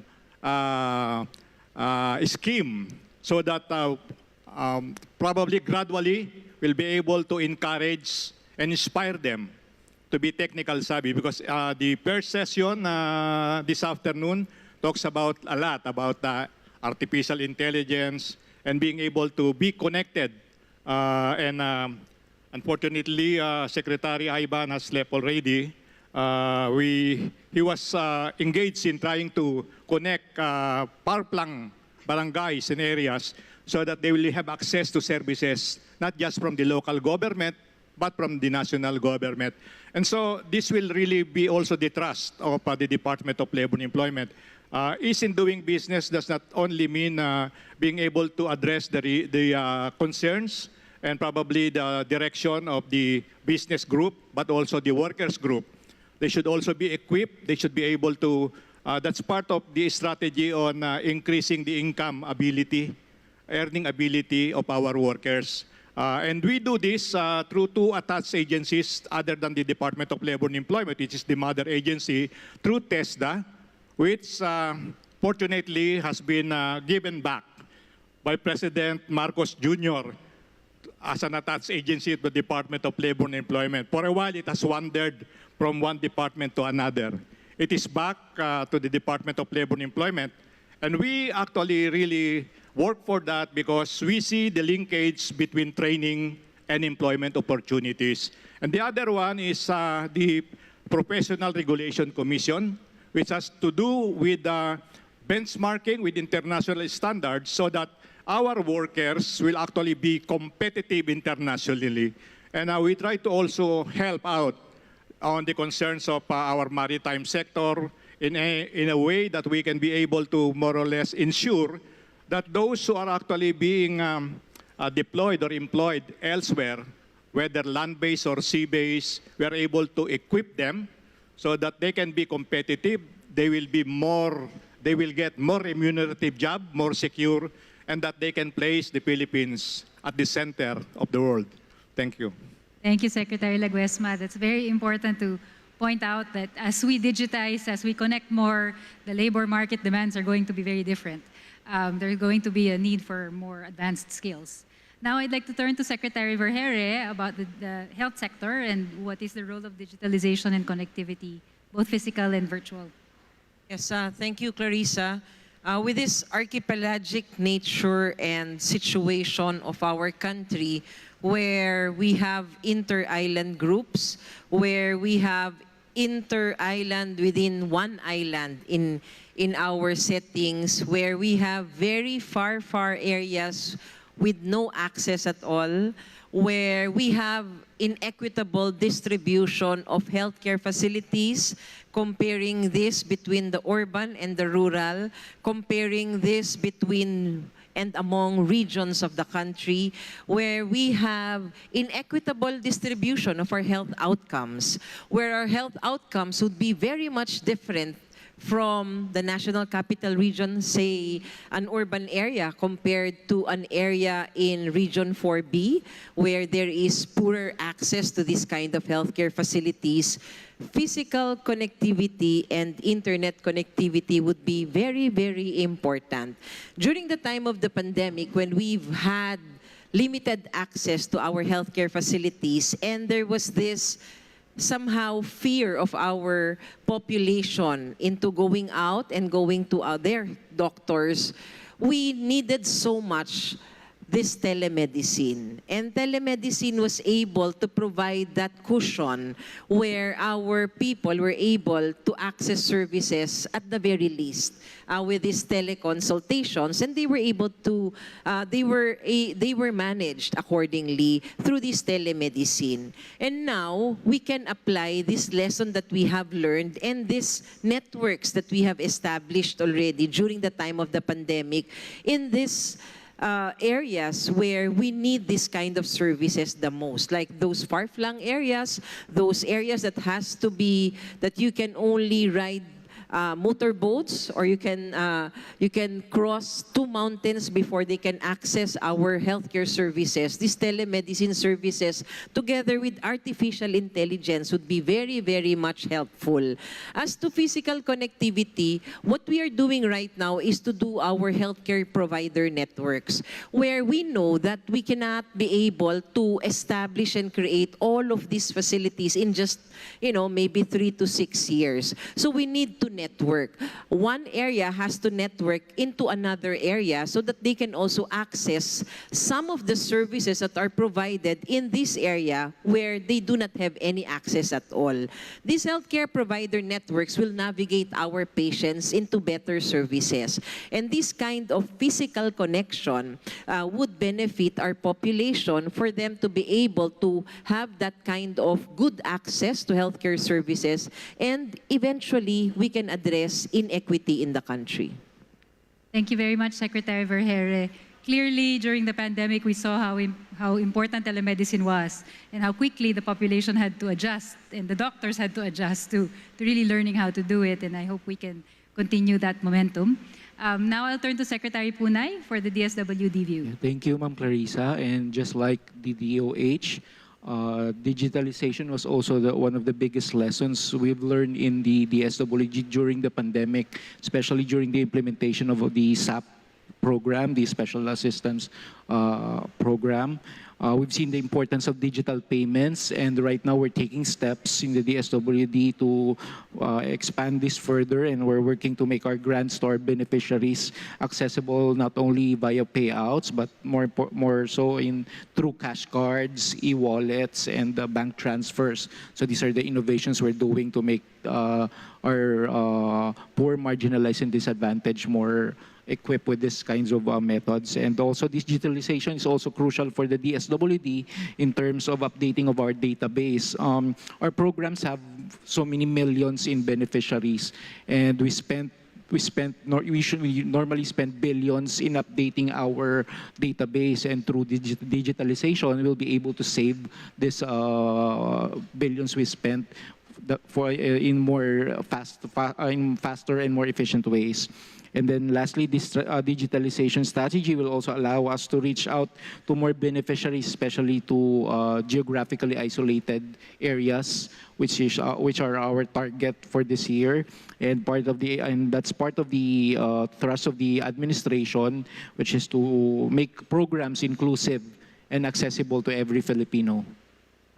Thank you very much for the DSWD view. This is clearly an important priority agenda. We are running out of time, but I'll throw one last question and leave the final word to Governor Kua. Actually, we have a question from the floor that is really relevant to the points that you all were making on equity, in particular, what it will look like at the local government level. Let me paraphrase a little bit. This is the question for Governor Kua. While economic growth is necessary for poverty reduction, it's not sufficient for reversing inequities. Localizing the PDP will require a new set of new people-centered policies to address inequalities. But which ones do you think should be prioritized in order to address inequality? Thank you for the question. That's true, but it is a huge step when you localize the PDP to address poverty and inequality. And one of the more important strategies or goals for addressing inequality is really providing access. So it really goes back to your previous question about connectivity. As we continue to invest in more roads, we allow more products from the hinterlands to come down to the market and perhaps make food become cheaper and provide income and livelihood to those in the far-flung areas. And as we put towers and communication equipment in far-flung areas, it's also the same. We solve financial inclusivity. The unbanked become banked. They can receive money transfers digitally. They can send money and make a living through those infrastructure. So definitely connectivity is one big strategy, and which is why we in the local government are also pushing for certain policy reform in sort of devolving functions in managing these systems. For example, one field that we can look at is the management of transportation within a province. Such management doesn't really have to be delegated to the DOTR, but better managed under the provincial level.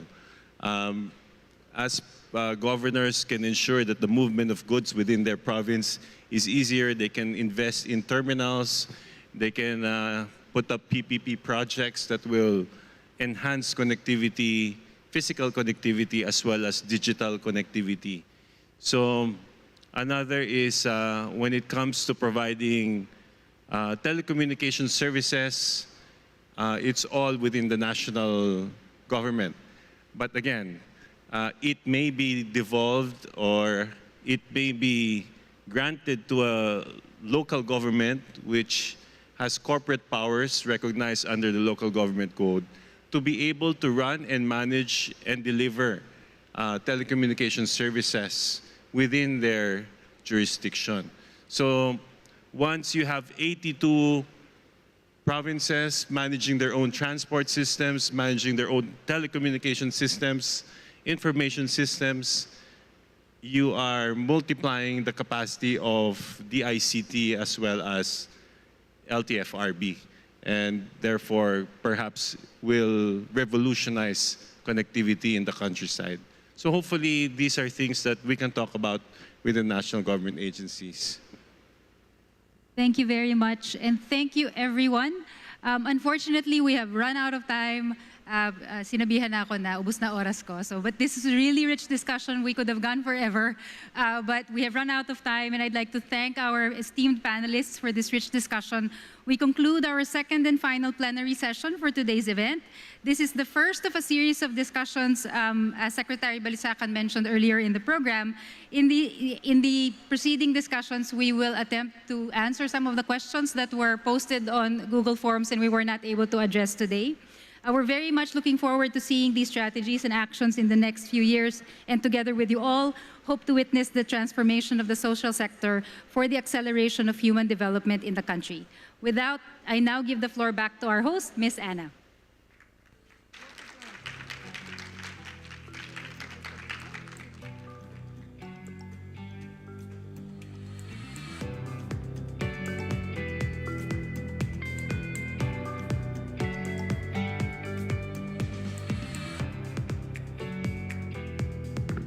Check one, two. All right. Thank you very much once again. And that ends our second plenary session. And we would like to request all of our panelists and moderators to please stay on stage for our photo opportunity. And of course, we would like to call once again Secretary Balisacan to please join them.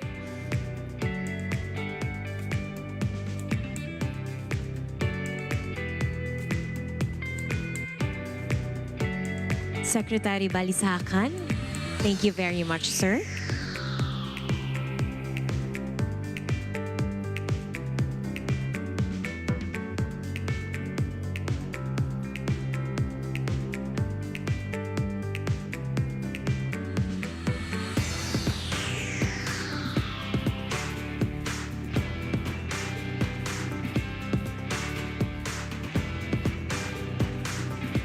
Thank you very much to our panelists.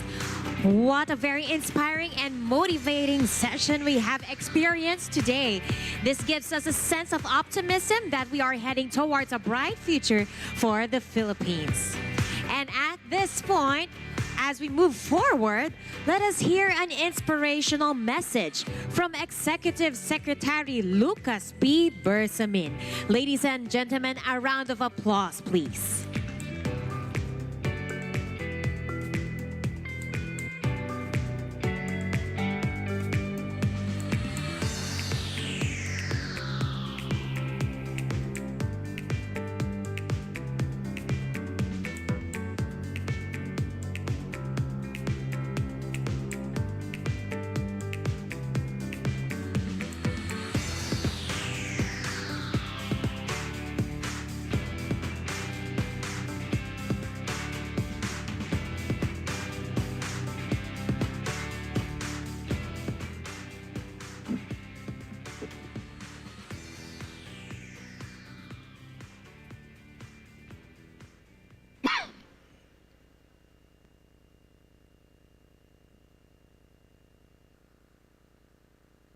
I will omit the salutations because I know you are so eager to get out.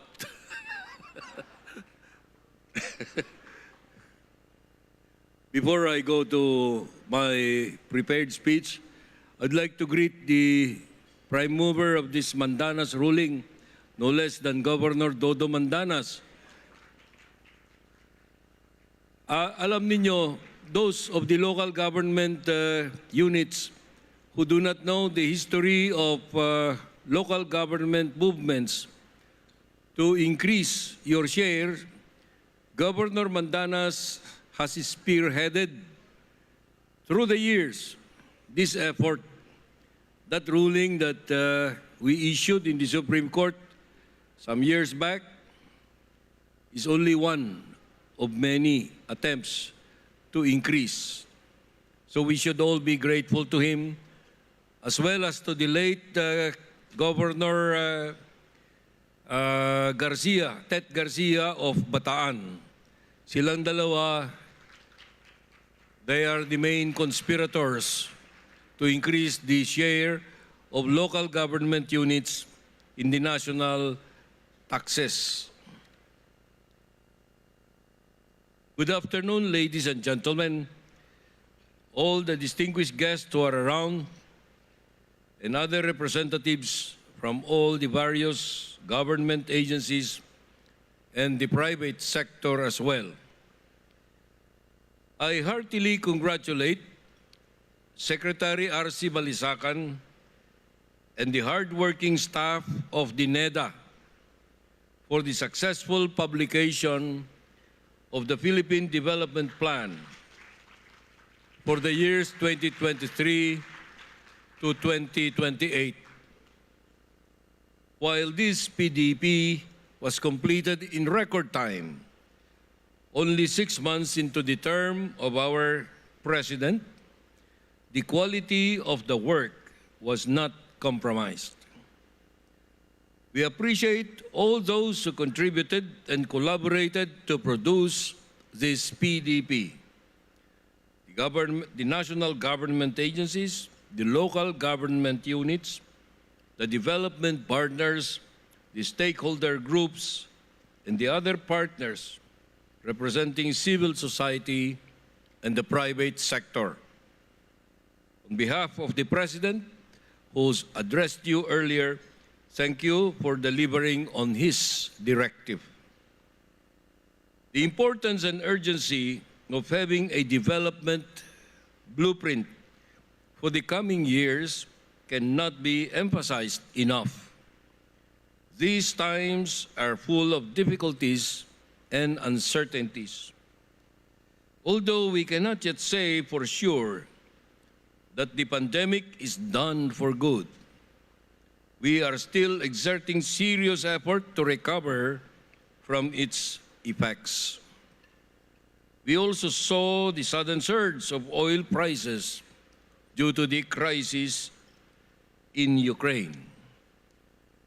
Climate change is also upon us, and this is easily borne by the increased number of the calamities we face each year. In addition, there are the recurring problems buffeting our country, such as inflation, unemployment, food and energy shortages, crime and corruption, just to name a few. Given all these, we as a nation need a concrete strategy to overcome the many challenges ahead of us. With this PDP, our government can now follow a roadmap in moving forward towards our goal. With this PDP, we now know that based on studies, statistics, and projections made by the experts, there are solutions to these problems. Thereby, our vision for the nation will become attainable. The approaches laid out in the PDP are as equally impressive as the goals sought to be achieved. The whole of government and whole of society approaches ensure that the policies to be implemented are those that are necessary and effective to support or enhance economic growth. All government officials and employees are directly responsible to follow through with these plans. The President particularly calls on each department secretary and agency head to lead our respective teams, your respective teams, in the realization and attainment of the goals set and defined in the PDP. The President also needs the Congress to pass legislation necessary to effect the policies set forth in the PDP. No less important are the local government units who must assist in implementing within their localities the programs in furtherance of the goals as defined in the PDP. Other stakeholders, particularly those in the business and private sectors, must continuously support the government effort to bring to fruition the plans for our nation. Our national goals are quite ambitious, as they should be. Let me say that indeed we Filipinos should not rest, but should always strive for greatness. We are a resilient people, and this enhances our potential. Still, we have so much more to prove to the world. Consistent with our Bayanihan culture, we can work together, hand in hand, to realize a peaceful, prosperous, and unified Philippines. Again, on behalf of the President, congratulations to the NEDA for this momentous occasion. Thank you also to the moderators and panelists, including Madam Vice President Sara Duterte Carpio. Thank you. Thank you very much, Executive Secretary Bersamin. Ladies and gentlemen, we have embarked on a mission of transformation, and we are happy that so many of you have expressed support and commitment to join this mission. As digital transformation is among the crucial cost-cutting strategies of the Philippine Development Plan 2023-2028, our partners from the private sector are here to convene the Go Digital Pilipinas, or GDP movement, as a demonstration of our whole-of-society approach to economic, social, and institutional transformation. Now, to give us an introduction to Go Digital Pilipinas and its conveners, may we call the sector lead for digital infrastructure of the Private Sector Advisory Council, or PSAC, Mr. Henry Aguda.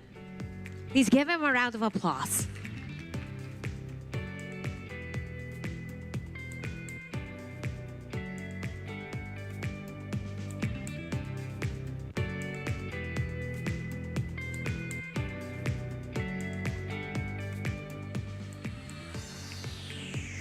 We would like to request all of the conveners, you please proceed on stage. You can now proceed on stage.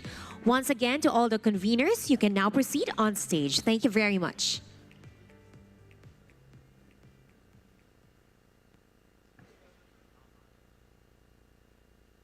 So for the GDP conveners and supporters, I would like to call them ARTA Secretary Ernesto Perez, Sabin Aboitiz from PSAC Strategy Convener, Attorney Froilan Castello for Mr. Ernescu, Joseph Herandro for Mr. Al Panlilio, George C. Quintanar, Chairman, CIO Forum Foundation, and Attorney Benedicta Du Baladad, Management Association of the Philippines.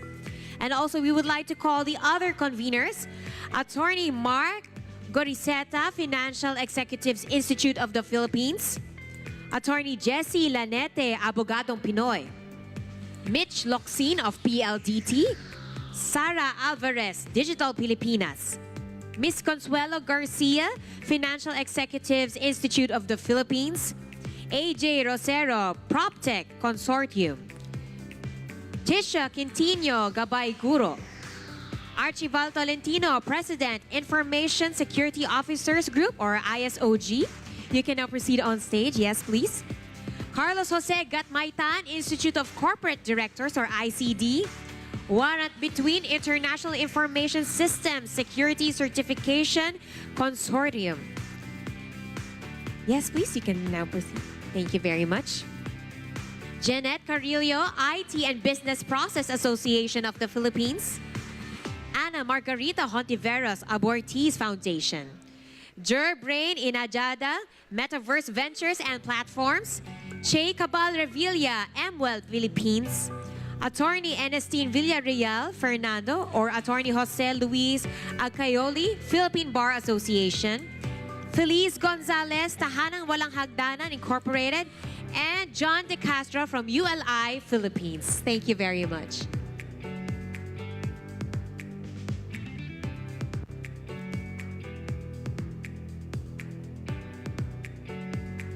And of course, we would like to request Secretary Balisacan to please join them on stage. Thank you very much, sir.